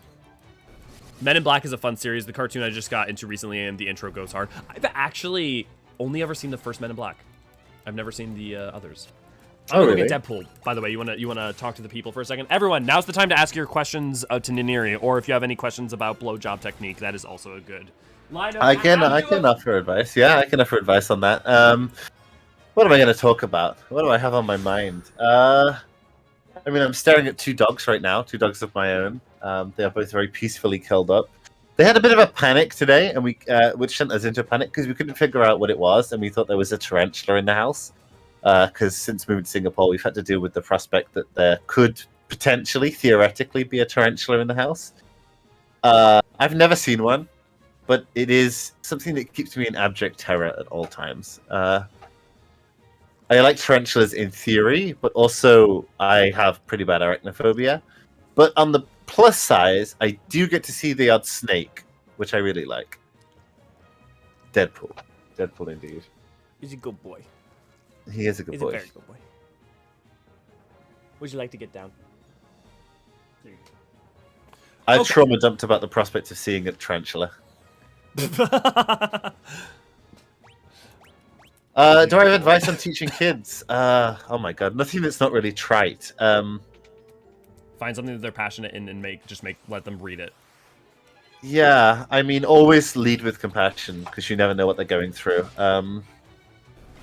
At home, having worked with kids and special ed kids, I will say just personally, find the thing they're passionate about and use that as the lens through which you try to get them to engage with something. If they're struggling to like engage. Yeah, and that's definitely especially true for a writing tutor. If that's what you want to be, Artemis, you really need to play to those passions. I would also say, encourage them to find their own voice. Writing doesn't need to be from one specific perspective or style. I mean, you want to get their grammatical understanding and stuff like that to a level, but beyond that, they can deviate to a degree. It depends on where you live, though. Like living in Singapore, I have to sort of keep them because it's such like a East Asian typical academic country. I have to keep them on certain lines, but still, beyond that, no one cares if you're starting a sentence with because. It's fine to start a sentence with because. Truth. And I will defend that. Beans got the boys in the... Quinn asks Niniri, are you really a dismembered voice? And also, what are you buying? I am dismembered voice, and what am I buying recently? I bought a Subway today. Now I'm gonna get Subway. Thank you. I like Subway. I don't love Subway, but I like Subway. I'm in that same ballpark. Yeah, I don't love Subway. Definitely like Subway. Auroria, thank you for the 5 memberships. Rin, enjoy your membership. Professor, enjoy your emotes. Kovadine, enjoy your emotes. Hydra, enjoy your emotes. Kevin, enjoy your emotes. Spam those emotes in chat. Yes, thank you very much, Aurora. We appreciate it a great deal. It means Deadpool gets to eat. Yes. Don't you? Oh, he's wagging his tail. He's a very good boy. But also, you want to talk about, especially like formative for me of late. Pretty much all the works of. Oh God, man! Every time I start streaming with you, I forget. Mike Flanagan. Mike Flanagan, who did Haunting of Hill House. So first off, Haunting of Hill House itself, but everything that he's done, I've just been a huge fan of. Yeah, I really liked Hill House. I liked Blind Manor, less than Hill House, but I still liked it. Did what you else watch did Midnight done? Mass? Midnight Mass No. is so it's so good. It's so good. Midnight Mass to me is as good as Hill House. Hill House like also like ties in, especially like my relationship with my siblings and my family is like there's a lot about Hill House that like very specifically hit home really hard. But even though Midnight Mass it wasn't tied directly to like my life experiences, Midnight Mass is so fucking good. Because I'm with you. I liked Blind Manor a lot. I didn't think it was as good as Hill House, but I liked it a lot. Right. Other things he did. Oh, sorry, go ahead. Speaking of Flanagan, Gerald's Game, so scary. Yep. I was gonna say Gerald's Game, Dr. Sleep, which was really good. Never seen it. It was relatively recent. I think it's 2019. It's the sequel to The Shining. Yes, I like King a lot.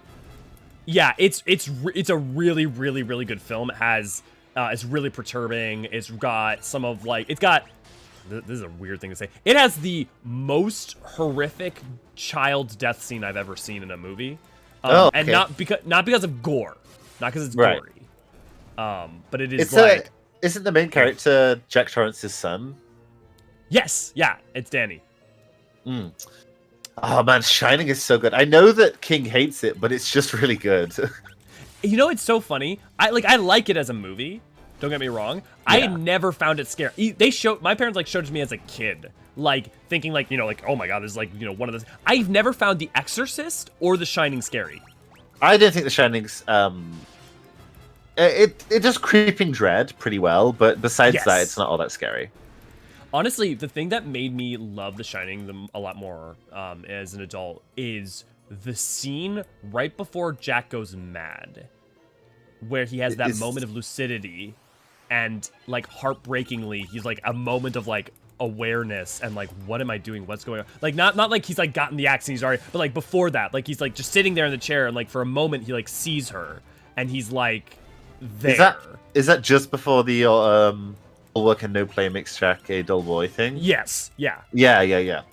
There's like this small scene that just makes it so much more heartbreaking once everything starts going down. Man, what's her name? The leading lady in The Shining is really good. The actress, Shelley Duvall. Yes, she's really good in that film. Yeah. Hush is also by.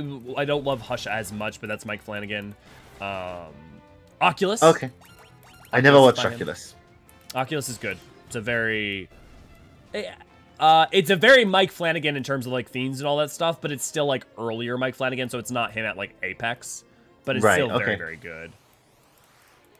Apparently Mike is going to be directing a Dark Tower TV series. I hadn't heard that, Quinn. That's amazing. Oh, he'd do that really well. Hope it's good because the movie was weird. Yeah, the movie was bad for a number of reasons. The movie sucked, but like, was anybody surprised? Of course that movie was going to suck. Like, there's no way that you could encapsulate any, like even the first book of the Dark Tower in a film. Yeah, I mean, that's definitely true. Like, that movie was never going to be a good adaptation. Because if you take out too many elements, that's like what makes the Dark Tower the Dark Tower. I think other things you can change medium and like you can consolidate and you can do all sorts of things, but like that was a story just like always aching for a TV series. It's still really weird to me that we're getting a His Dark Materials. Have you been watching it? TV shows? No, I haven't. Oh, actually, you know what, I'm talking about, like, formative, and, like, how I was saying formative book for my childhood? Like, the most formative book is his Dark Material series. Yeah, I really like it, but is the show good? Yeah, the show's very good. The show is, so they're up to, they just finished The Subtle Knife, they're on the Amber Spyglass now. It's Are very... they gonna include the scene where the teenage girl gets sexually aroused sitting in a cave? Probably. Okay. I wouldn't be surprised. Also, have you ever read that passage that they took out? It's really not that bad. It's a really little not. odd. It's a little odd. Well, but not like thematically with what that whole moment is supposed to be. It's original sin, like to the Electric Boogaloo, right? Like, yes. I feel like it, you know, I feel like it's especially it's tastefully done. It's appropriate. It's not, you know, especially after all Will and Lyra have been through, and like people are sexual beings. I feel like to ignore that would be like, yeah, no, I thought it was like this, like I remember being as a kid and finding out about it, like, oh, like did they do like a sex scene or this terrible thing? It's like it's literally like she felt a warmth in her that she had not felt before. It's like basically that. It was just a little odd for me. Like, it's not egregious. It's not offensive. It was just a little odd for me. But I am looking forward very much to the wheel goat things. Yes, the Mulefa? Yes. Yeah, yes, me too. So what I would say is, so it's a modern adaptation in terms of, like, it takes place in current times, in terms of, like, when they're in Will's universe and stuff. So like, it's very much not my representation of that story and those characters, and I have very specific, like, imagery of and an imagination for what it's like. So, like, to me, it's not my version of those tales. Right. But it's very, very, very good adaptation of those tales. Okay, I'll try it then, because I did love those books. Yeah, and especially for, like, a new generation of people to be able to potentially engage with it. That's just, like, I would much rather something like that be created that is at least good. I'm forgetting, James McAvoy is a great Lord Asriel. Oh, yeah, I believe that 100%. Oh god, I got really pissed off about the Watch TV show based on Pratchett's The Watch books. Oh yeah. It's so insulting. Just because it's not good, or what? So it does the whole thing. So you know how like Angwa's whole thing is that she doesn't, you know, she's a vegetarian because she's so concerned about the implications of her werewolfhood. In that. In the show, she kills little animals for fun. What? But that's a total misunderstood. What? But like, what? So did they try to take a Pratchett story and think, nah, we can do the humor better? Like, they changed almost everything about it. Like, Sybil is like a young hot woman now. Vimes is brother to Casa. Where am I supposed to go? Did I get the item? Did I open the chest and get the item? We are on level B3 still, B4. Let me find out. In the meantime. Oh yeah, sorry, and the showrunner did a whole big thank you post after he finished running the show and didn't mention Terry in it. Yikes. Yikes. I feel like I keep seeing things this happen lately where, like, you know, I don't know if it's scuttlebutt in terms of, like, I don't know if this is true, but, like, you know, you hear a lot about how the writer's room for The Witcher was really not big fan, like, really didn't like the books. And it's like, why are, like, I get, as a writer, like, you'll take any gig to get money, like, to be able to be paid and eat and stuff. Like, I get, like, why you would take it up if you had the opportunity regardless, but also, like, why are people who don't give a shit being given it? I don't know. Yeah, being given the chance, right? Yeah, and not to say that people who do give a shit can't do it wrong, but I'm just saying, like, like, at least you want to, as a starting place, assume people give a crap. Came yeah. to Cydia before. Okay, before. Okay, so. Okay. South. So head all the way to the southwestern corner, and then head east and up the stairs. Southwestern corner. East and up the stairs. Okay. Interesting. Let me check out chat real quick. Okay. I like the books right up to the final chapter, which sucks donkeys. On which on on his Dark Materials? No, the Dark what's Tower. it? Dark Tower. About how it like everything restarts. I have extremely distinct memory of my friend explaining the light bulb Apple scene from Oculus. Yeah, oh, dude, that scene in Oculus is The Dark Tower movie isn't a Dark Tower movie. It's based on a setting and characters from the Dark Tower, like how exorcism movies are based on a true story. Well played.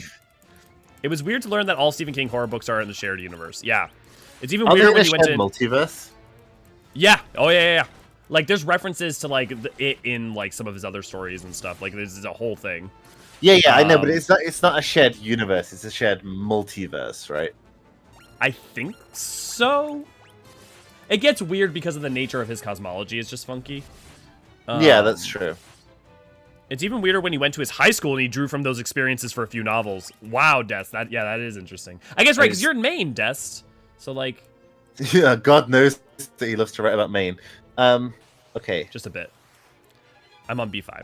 I think it's funny that Henry Cavill left The Witcher to do another Superman movie. Now the Superman movie is being shit-canned. Is that movie being shit-canned? Oh, that makes me sad. I will say that I actually did really enjoy the first 2 Witcher seasons quite a bit, and no small part because of Henry Cavill. When he left, I literally, that was enough for me to be like, I'm not watching. Like, yeah, same. Why? Yeah, the movie has been canned. As is the new Wonder Woman movie, which I don't particularly care about. No, not after that last one. But I did look. I did like the scenery chewing of I'm forgetting his name. Oberyn Martell. Pedro Pascal. Pedro Pascal. Yes, thank you. What was he? Was he Max? Was he Max in there? Yeah. Okay. Yeah.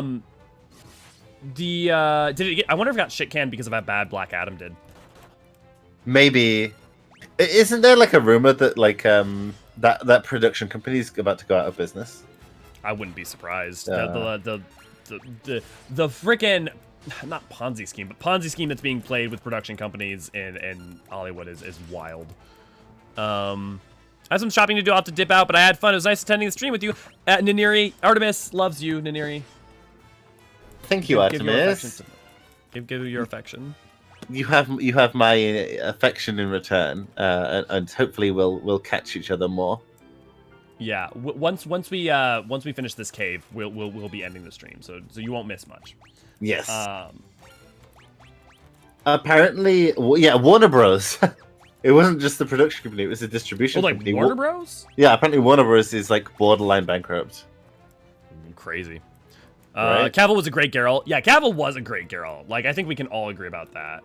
I also love that. Oh, sorry, go ahead. I was just gonna say Cavill's a really great actor, and it seems like a really awesome guy. Also, a big WoW head and a big 40K models painter. Yeah, huge which nerd, I fucking huge adore. Nerd. Yeah. His house is actually a tourist destination. It is a pretty house. Also, that town has the giant Paul Bunyan statue from It. I mean, I'm not surprised that he's a yeah. I mean, he literally just writes about Maine in real life. With the addition of cosmic horror. No. Evil clowns are definitely popular around Maine. Like, Des, you'll tell us the truth, right? Like, you grew up with your own losers club and having to fight embodiments of manifestations of evil within the multiverse, right? Did you also have a cave orgy?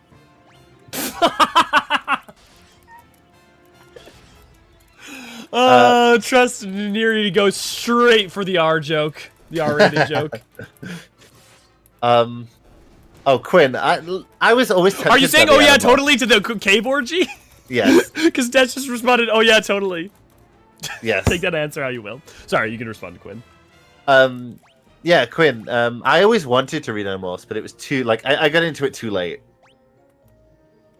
I really like that Animorphs TV show that went on for like a season or two. I never watched it. But I like it. It's very late 90s, early 2000s in like an amazing way. Yeah. I hear there's some interesting stuff going on with the Percy Jackson universe. Is it still going? I hear they're going to do like a new like live action thing with it. Dude, a live action TV series for that would be a great coming of age YA TV show. Yeah, it would be. Those movies were not good. No, they were movies were not bad. good. Yeah. But I like the casting in the movies, at least. Yeah, absolutely. Most of it. I like some of of it. Yeah. No, I mean, like, look, a lot of times casting or production values, more often than not, the biggest issue is writing with a lot of those adaptations. Yeah, it's a real shame. Oh, yeah, they're making a live-action TV series. Yeah, I think it suits a TV show better than it does a movie. Absolutely. I mean, you could break each of those books up into a season so well. Yeah, basically. I like some of the Animorphs books. Yeah, some of them are pretty good. K.A. Applegate is based as hell. I read some of the Warrior Cats books. I never got deep into it. Yes! Yeah, I read the some of first, like, 3. Yeah, I read about 3 or 4, and they were pretty good. Although I hear that the fandom is absolutely batshit crazy, and so is the writing team. Because it's like 12 or 13 writers. What, really? Yeah, they're all anonymous, and they all like write as a collective and swap out on books. And some of them are notorious for being out of character in their writing. Look, the idea that the fan base for Warriors is, hey, Crystal Rod, is that what we're looking for? Why are we even here? Yes, it is. No. Yes, it is. And then we go to the Mysidian Tower to get the Ultimatome. Okay, we're free. Magic. Some of these side quests are losing me a bit on the narrative. I'm liking Yeah. I like the overall story of this game, but some of the fetch questy stuff's a little bit less impactful for me. Hey, we've added some steps to step in your way. Yeah, basically. Warrior series fandom is absolutely insane as hell. I mean, that's not shocking. That's to the shock of absolutely no one. I mean, it's no offense, but 10 out of 10, the Warrior series has turned some kids into furries. How is that offensive, Bean? I don't think that's an opinion. I'm pretty sure we all agree that's an objective statement of fact. There's no question that at least 2 kids did not become furries as a byproduct of the Warriors books. That's like telling me that's like saying that the Robin Hood animated movie didn't turn people into furries. It began in the 70s, long ago, when Maid Marian showed that sweet coochie to the screen. Oh, fuck Maid Marian. Robin was hot. That's what all of them are about. That's why all the furries are gay. I understand now. You ever read anything about R.L. Stine? Oh, and trust me, back in 2013, I saw a lot of roleplay games for Warrior Cats. It was heckin' weird since that was when roleplay games were popular. Yeah, so I know like R.L. Stine did use some ghostwriters and stuff. I will say some of those goosebumps slap. Yeah, they do. And he seems like a really nice guy as well. Yeah, I'm also just like a really big fan of like really interesting like, for instance, I don't think the Magic Treehouse are like amazing books or anything, but I do love I loved that idea of like children's book series that have a bunch of really evocative cover art and that are a big series of books. Like there's something about that always appealed to me. You got Secrets of Droon, Goosebumps, Magic Treehouse. I'm sure there are others besides, but like that sort of vibe. Yeah, no, I like Secret 7. Yeah, that's there's something about those evocative, and like they always had interesting covers and color and color to the. I don't know. There was something about them that always was very captured my imagination. Honestly, that's one of the reasons I really love Sabriel too. Is I think Sabriel has my favorite cover art in the world. Like very understated but nice. Well, it's just so classic, and like the black is so nice, and also it makes me so mad they changed it to like one of those like really modern YA art covers. That's just so boring. What's your favorite Abhorsen book? Mine is Lyriel.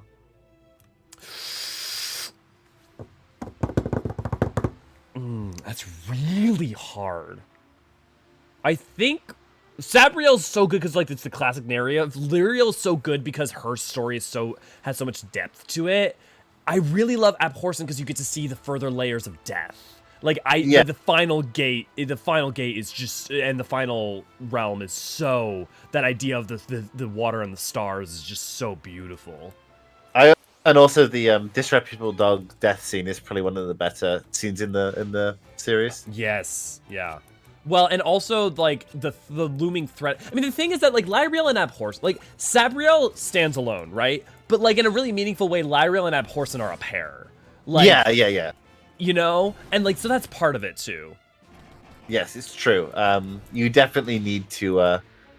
You definitely need to read Lyrael and Abhorsen in conjunction. I think one after the other. But you can. Sabriel is a standalone novel, and I suppose Lyrael could be as well. But it doesn't deliver on its themes without Abhorsen involved as well. Well, but it also has all this stuff with Nick. Like, it has so much setup for where Abhorsen is going that, like, a solid fourth of the book or more just effectively seems like it's going nowhere if you read it alone in isolation. Yeah, that's true. Although, as well as mysteries around Lyrael. Yes, yeah, and the whole content there, and the what are they called? Scryers? The Claire? The Claire. Yeah. Their place in the glacier and all that first like third with like Lyrael in her youth and stuff is super good. Exploring the library, that bit was so cool. Yeah. Yes, I love that. First meeting disreputable dog. I'm always a fan of like it's not like growth arcs. So like I love that shit where like she's first learning to do all this stuff but like teaching herself and then also like the finding of like the artifacts and like yeah. Good yeah, shit. right. I will say another good series Garth Nix wrote is Keys to the Kingdom. Yes, I actually read all of those, and I really liked them. They're not as good as the Abhorsen series, but I really like them. They're a bit more YA, almost. Yes, exactly what I would say. 100%. I just also like that they have the gall to end the way they do. Which, sorry for spoilers for that, but they literally end the universe and the main character effectively becomes God, and but his response is to scream in existential terror as he realizes the self that he was is dying because there's no way for a being of that level of power and awareness to be in any way what you could conceive of as human, which has been a running thread through like the back as he's gained more power through like the back four, like the final like 3 books. And then his response is to effectively separate his own consciousness from himself, so that and recreate himself as an entity, and then recreate the world. Yeah, it's crazy. It's wild. I really liked the holders of the keys though, like Mr. Monday and Hades. And each key. I love the way that he beats Grim Tuesday, where like he's like, yeah, Grim Tuesday, you can create cool shit, but you're just copying shit. This motherfucker may be just playing his ass on a xylophone, but at least it's original. Yeah, the keys were really cool as well, and I loved the lore, like the fact that they the servants like getting cold because I think it's like unique and original. Yep. Oh, that's so much like great shit there. Where's the tower? Good question. Where is the tower? The tower is in. Where is the tower? The tower is north of Mysidia, on a little island surrounded by a circle of mountains. On my way. Let me catch up on you guys real quick. Who the hell am I thinking of then? So many IPs and franchises mixed up in my head. I mean, we've been talking about a lot of things this time. Artemis was an orphan. Batman read the first, second book and somehow still thought that. Yeah, everyone. I'm gonna. Sorry, I'm sure you guys had great conversations. I'm gonna go ahead and like. Oh, is that the island with the like U shape, the like, upside down U? Yes, island? I think so. Okay. Now Artemis has parents. Really explains the attitude. If you read the book, don't spoil it. Yeah. Our latest video. Yeah. So we put out a video on Mighty. Which you definitely should watch. If you don't know who Mighty is, you should watch. If you haven't seen Brave Father Online, you absolutely should go watch Brave Father Online. It's a very emotional story. It's a very, very emotional story and a true story, or at least based on a true story, but actually based on a true story. Yeah, like actually, it is a true story. Yeah. And Ray did a wonderful job putting a lot of that together. And also, it's doing incredibly well. It's got the most comments we've ever had. It's like doing like it's almost at this point. I'm pretty sure it's at 30,000 views. Hell yeah! So, one of my favorite moments in the Abhorsen series is the moment when they meet. Is it Asterael in the tunnels beneath the Abhorsen's house? Yep. Love that shit. I love everything to do with the bells, and also I love to me the way that they have the charter and free magic is such a quintessential explanation of like soft and hard magic at the like having like a literal hard magic and soft magic system in your world. Yeah, if you never like lay on your bed and drew the symbols, yes, then yeah, like you didn't read the books if you didn't do that. Yeah. Well, I mean, what are you doing, man? The other thing I love that's a lore that is a lore thing in the background is the explanation that the reason that things don't work over the wall, right? That the reason that like the wall exists and like the Celsius side and stuff exists is that at one point they were different universes, like worlds that were smashed together. So literally the laws of physics are different in them, and that those laws of physics never change. So I just love that. It's like, you know, it's how can we have the old world and the new world at the same time? And it's like, make them holistically one thing, but actually secretly they've always been separate. But let's not necessarily worry about explaining that. How can we have like knights and necromancers on one side, and then like schoolgirls with cricket bats on the other side? Well, and straight up just do the Archduke Franz Ferdinand. What happens with Sabriel and with King Touchstone is literally just what happened to Archduke Franz Ferdinand, except for they survive. That's like literally, it's just that. Yeah. I loved Margit so much. Oh, of course you did. Maggot's so good. Such a passive-aggressive little shit. I mean, like, to be fair, like, understandably so with his nature. Like, yeah. It's a Kibeth, right? Margit's Kibeth? Yes. Oh, no, that's Disreputable Dog. Isn't he? It's Kibeth. Yeah, he's Kibeth, because he's not one of the bells, right? Oh, no, but he is... Because wasn't he not part of... Oh, yeah, he was he was Irael. Yeah, no, he never took on a bell, did he? But he was one of the was one of the makers, yeah. The formers of the charter, yeah. The other thing I'll say is if you've never so two things on audiobooks. One of which, if you've never read the audiobook, if you've never listened to the audiobook for Sabriel, it's read by Peter Curry, one of the Curry brothers, and it's so good. It's so fucking good. Like, if you're ever gonna reread them, I highly recommend listening to the audiobook. The other thing is the audiobook for the His Dark Materials series is a full cast recording, and it is to this day my favorite audiobook recording of all time. Right. And I've listened to hundreds. Yeah, I listen to a lot of audio. Most of the 40k books that I read via audiobooks. Nice. It's the Jonathan Keeble is the one who does the really good 40k ones. Nice. I tried to get into the Discworld novels as audiobooks. I tried to do a reread of them, but some of the earlier ones aren't like they were recorded in like the 90s and like their I love that. Oh, really? See, yeah, that audio quality makes me love them. Like, makes me love. You may not like the His Dark Materials one because it's a little bit lower audio quality as well. It's that same vibe. I love that. It makes it feel so much more like a story to me. Whereas like when it's super clean and just but you know, like, you know, druthers, right? Yeah. I specifically like the later Discworld ones less because they don't have that. Yeah. But the Abhorsen trilogy doesn't have that. Did you read Clariel and Golden Hand? No.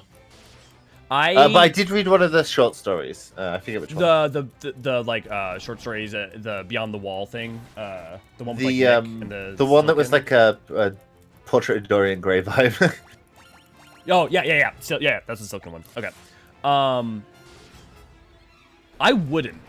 They're not bad, but I don't know what happened, but like they feel more YA-y than the like later than the first three books. Like the thing is, Abhorsen is YA, right?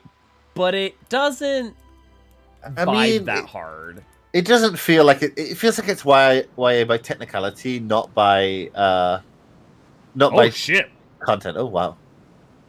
Look at that cute little 3D graphic. It's very good. We're going down in an earlier round. Don't get me started. I read these books, A Wrinkle in Time. Yeah, A Wrinkle in Time. I grew up reading that. Did not know it was a series, but oh my god, the movie hurts me. I haven't seen the movie. I've only seen the old movie, which also hurts me. Oh Christ! Where are we? Man, I gotta go bed. Yeah, I was about to say. You know what? Layla's missing. Here, can I teleport out?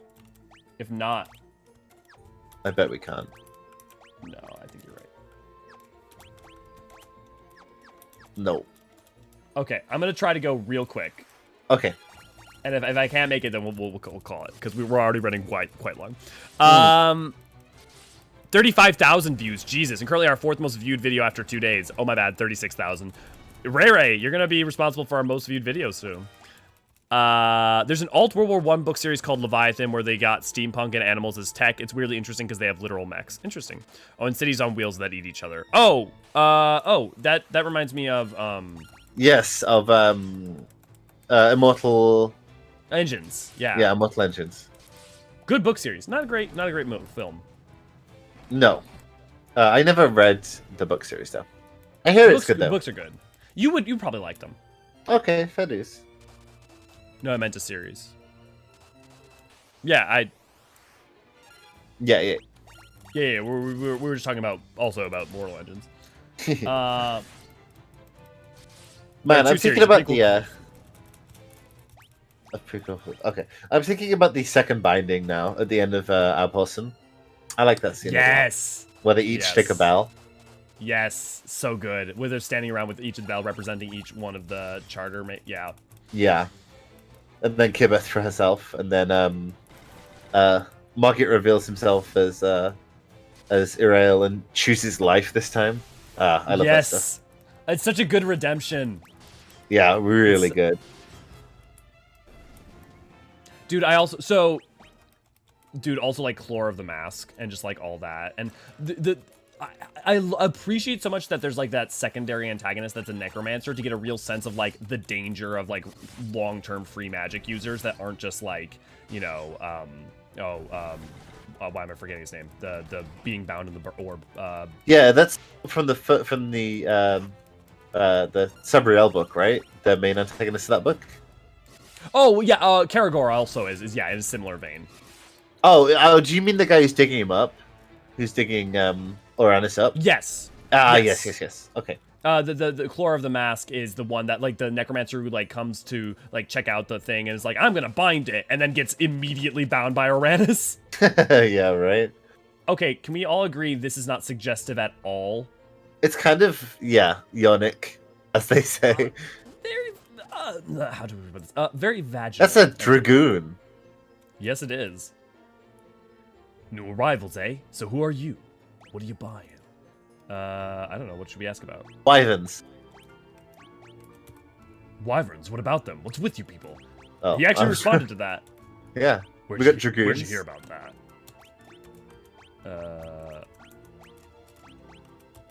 I've been to Mysidia. It's a town full of mages. What is... As a matter of fact, I am a dragoon. Oh, hey! What? The dragoons and the wyverns have all been destroyed. That's absurd.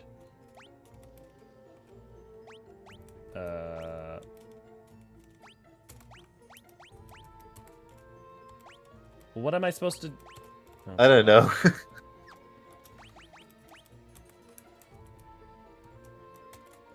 Leviathan swallowed us all, and we decided to make houses. This makes me think of like the Kingdom Hearts Monstro level. Yeah, okay, yeah, that is. Yeah, yeah. You guys, see how we, yeah, okay. Series with interesting magic system is called... Oh, Bartimaeus! Oh my god, speaking of fucking systems, that is like one of the best books I've ever written. The Bartimaeus trilogy is a firestorm. Dude, so good. Bartimaeus is so good. You should read it. You'd love it. You'd love Bartimaeus would become one of your favorite characters. Like like just his snide like over itness. You'd love it. Okay. Just show him the crystal rod. Oh. I'm gonna show him my rod, guys. So you guys were after the ultimate tome when you got swallowed up. Well, since we're looking for the same thing, we might as well team up. There's a boat ahead, but there's also one tough monster standing in our way. Who knows? Together we might be able to take it down. The Dragoon, Rickard, joined your party. Hey, we got it. I totally forgot there was a Dragoon in this at all. So FFII. Yeah, right. I mean, I knew that there were Dragoons in it, but I didn't know there was one in the party. Well, I must have known, but I forgot. Yeah, well, and it'll be interesting if someone asks about Dragoons in the future, I can be like, yes, and also Rickard from FF2. Sam, good to see you, glad to have you. The FF Pixel Remaster worth it? Oh, by the way, your new video, Memorial for Mighty, was amazing. Thank you, Sam. I'm glad you enjoyed it, and I'm glad it meant something to you. Is it worth it? It depends. Depends on what you're after. Do you like old-style JRPGs? No? Then probably no. Do you really want to appreciate the history of Final Fantasy? Yes? Then maybe, yeah, potentially. Do you enjoy engaging with the older Final Fantasies to potentially have a better understanding of like some references that are being made in 14 and that's enough for you? Then yeah, I would say it's worth going through. They're not super long. So yeah, I would say they're worth it, but you have to ask yourself, like, are you playing them because you want to play them for their enjoyment, or are you playing them because you want to play them for appreciation? Oh, Spiderwick Chronicles. Yeah, I love Spiderwick Chronicles. I read the first one. I never got super into them, but I can't speak to like their quality. They didn't hit me particularly. I think I like the bestiary element of it. Yeah, that makes sense. Join our channel. We also do videos on Final Fantasy sometimes. Hey, to be fair, we've done only videos on Final Fantasy, right? Right? Yeah, not counting the streams. Well, then again, the Elden Ring. I mean, only the drunk stream wasn't Final Fantasy. That's true. I will say we may do a stream of Nier at some point, just when we get to Shadowbringers, because yeah, the amount that Nier would be relevant. I may just do like what I may do. Maybe I'll even just do a stream of like when we get to the tactics. Well, actually, we're at tactics now with Evilise, so maybe it's too late for that. But I'll just do like maybe like a 24-hour stream or something, and on Twitch maybe, so we don't clog up the YouTube channel, or maybe not. And then I'll just go through all of Nier, and people can experience it that way. For those who don't know, it'll make the raid make more sense. Yes. I mean, to be fair, even if you play Automata, you still need to play Nier, and you need to play Drakengard in order to make sense of the raid. And even then, it's still Yoko Taro being Yoko Taro. Yeah, and Drakengard has its own baggage. Yes, Ray, I think you are gonna have to finish Nier before I do that. Maybe this will light a fire under your ass to get it done. Yeah, luxuriate in the Yoko Taro-ness of it all. Yoko Taro is the best of times and the worst of times. He is an auteur. Like, the greatest weaknesses by far of Nier are a byproduct of Yoko Taro being Yoko Taro. The greatest strengths of Nier by far are a byproduct of Yoko Taro being Yoko Taro. So it's like, you can't win. You can't. It's true. He's he's great. And like I said, he's an auteur. He has his. I was about to say he has his quirks, but he might just be quirks. He might just be quirks. Yeah. Here, it's a roundworm. Make it past this thing and we can get the hell out of here on that boat. How are we going to break out on the boat? Are we going to, like... Are we just, like, breaking out of the stomach of Shai Halud? How are we doing this shit? Butthole. Butt? Oh, butt. Butthole. God damn it, dude. God damn it, Neri. We're getting tired, Neri. Before it would have been pithy and humorous jokes. Now it's just butthole. Butthole. Yes, he is the most auteur, yeah. Is he more auteur than Kojima? Yes. Yes. Really? Because I feel like Kojima, when I think of auteur, he's like one of the pinnacle, partly because of his obsession with like film culture and like high fashion and stuff. Whereas like Yoko Taro is like an auteur in his sensibilities and humor, but also is every time you've seen him outside of the mask, he's just a dude. Yeah, but I think that's... Well, he's just a horny dude. I think Clockwork agrees. Demiz, everyone agrees with you. Everyone agrees with you, Naneri. So I think I'm all the odd man out. When I think about I also think of Kojima and David Lynch, but But I do think Taro is more auteur. I think he's not as good representation for auteurs, but I do think he's more auteur. Okay. Well, on that lovely note, we are done for today. So we are probably almost certainly going to finish FF2 next week. Yes, I think so. Definitely. And then we're on to FF3, which will be the first Final Fantasy that majorly will be hyper relevant to a lot of 14 Final Fantasy 14. Yeah, like 1 and 2 have like nods here and there. Literally, not only just like the Crystal Tower stuff, but a bunch of other things will make you go like, oh, that's what Ishikawa was pulling from. Yeah, like that. Kojima and Lynch can function as normal people for some period of time. Yoko Taro's just a constant mad lad. Yeah, but 3 is interesting, and it's almost less narratively dense than 2.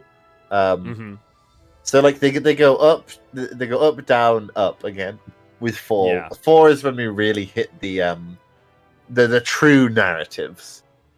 I mean, we talked about this before, but I do think like 4. When I think of a Final Fantasy game, like 4 is the first one that like really it checks all the boxes in terms of getting there. Yeah, I agree. But yeah.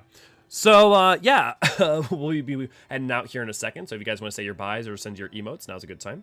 But we have Monday, Tuesday, we have our MSQ streams in Final Fantasy 14. Wednesday, we put out new videos. Thursday, we have these lovely streams. Friday is Lore Book Club over on Discord. If you haven't joined our Discord, why not come join our Discord and join our fun little community where we talk about all sorts of things, lore and community related, and help each other out with all sorts of things. On Saturday, we have our community stream where we help each other out in Final Fantasy 14. And on Sundays, in theory, I'm supposed to take that day off, though I never do. Naniri, do you have anything you want to plug? No, just keep trucking, and look out for Lore Talks and Endwalkers. Once I'm on my Christmas break, we're gonna record a bunch of them. Yeah, hopefully we'll have like a whole stack to put out over the course of the next months. Yes. Yeah, but Naniri, as always, my friends, this has been lovely. It has indeed. Okay, bye everyone guys. Give me a kiss goodnight. Yeah, everyone give Naniri a kiss goodnight. Demin says, everyone remember to like the stream, you cowards. Aid, yeah, good to see you, glad to have you, and good night and goodbye. But yeah, I've been Elliot Forceron. And I've been Neri. And we'll see you guys very soon. Cheers, everybody! Cheers, bye.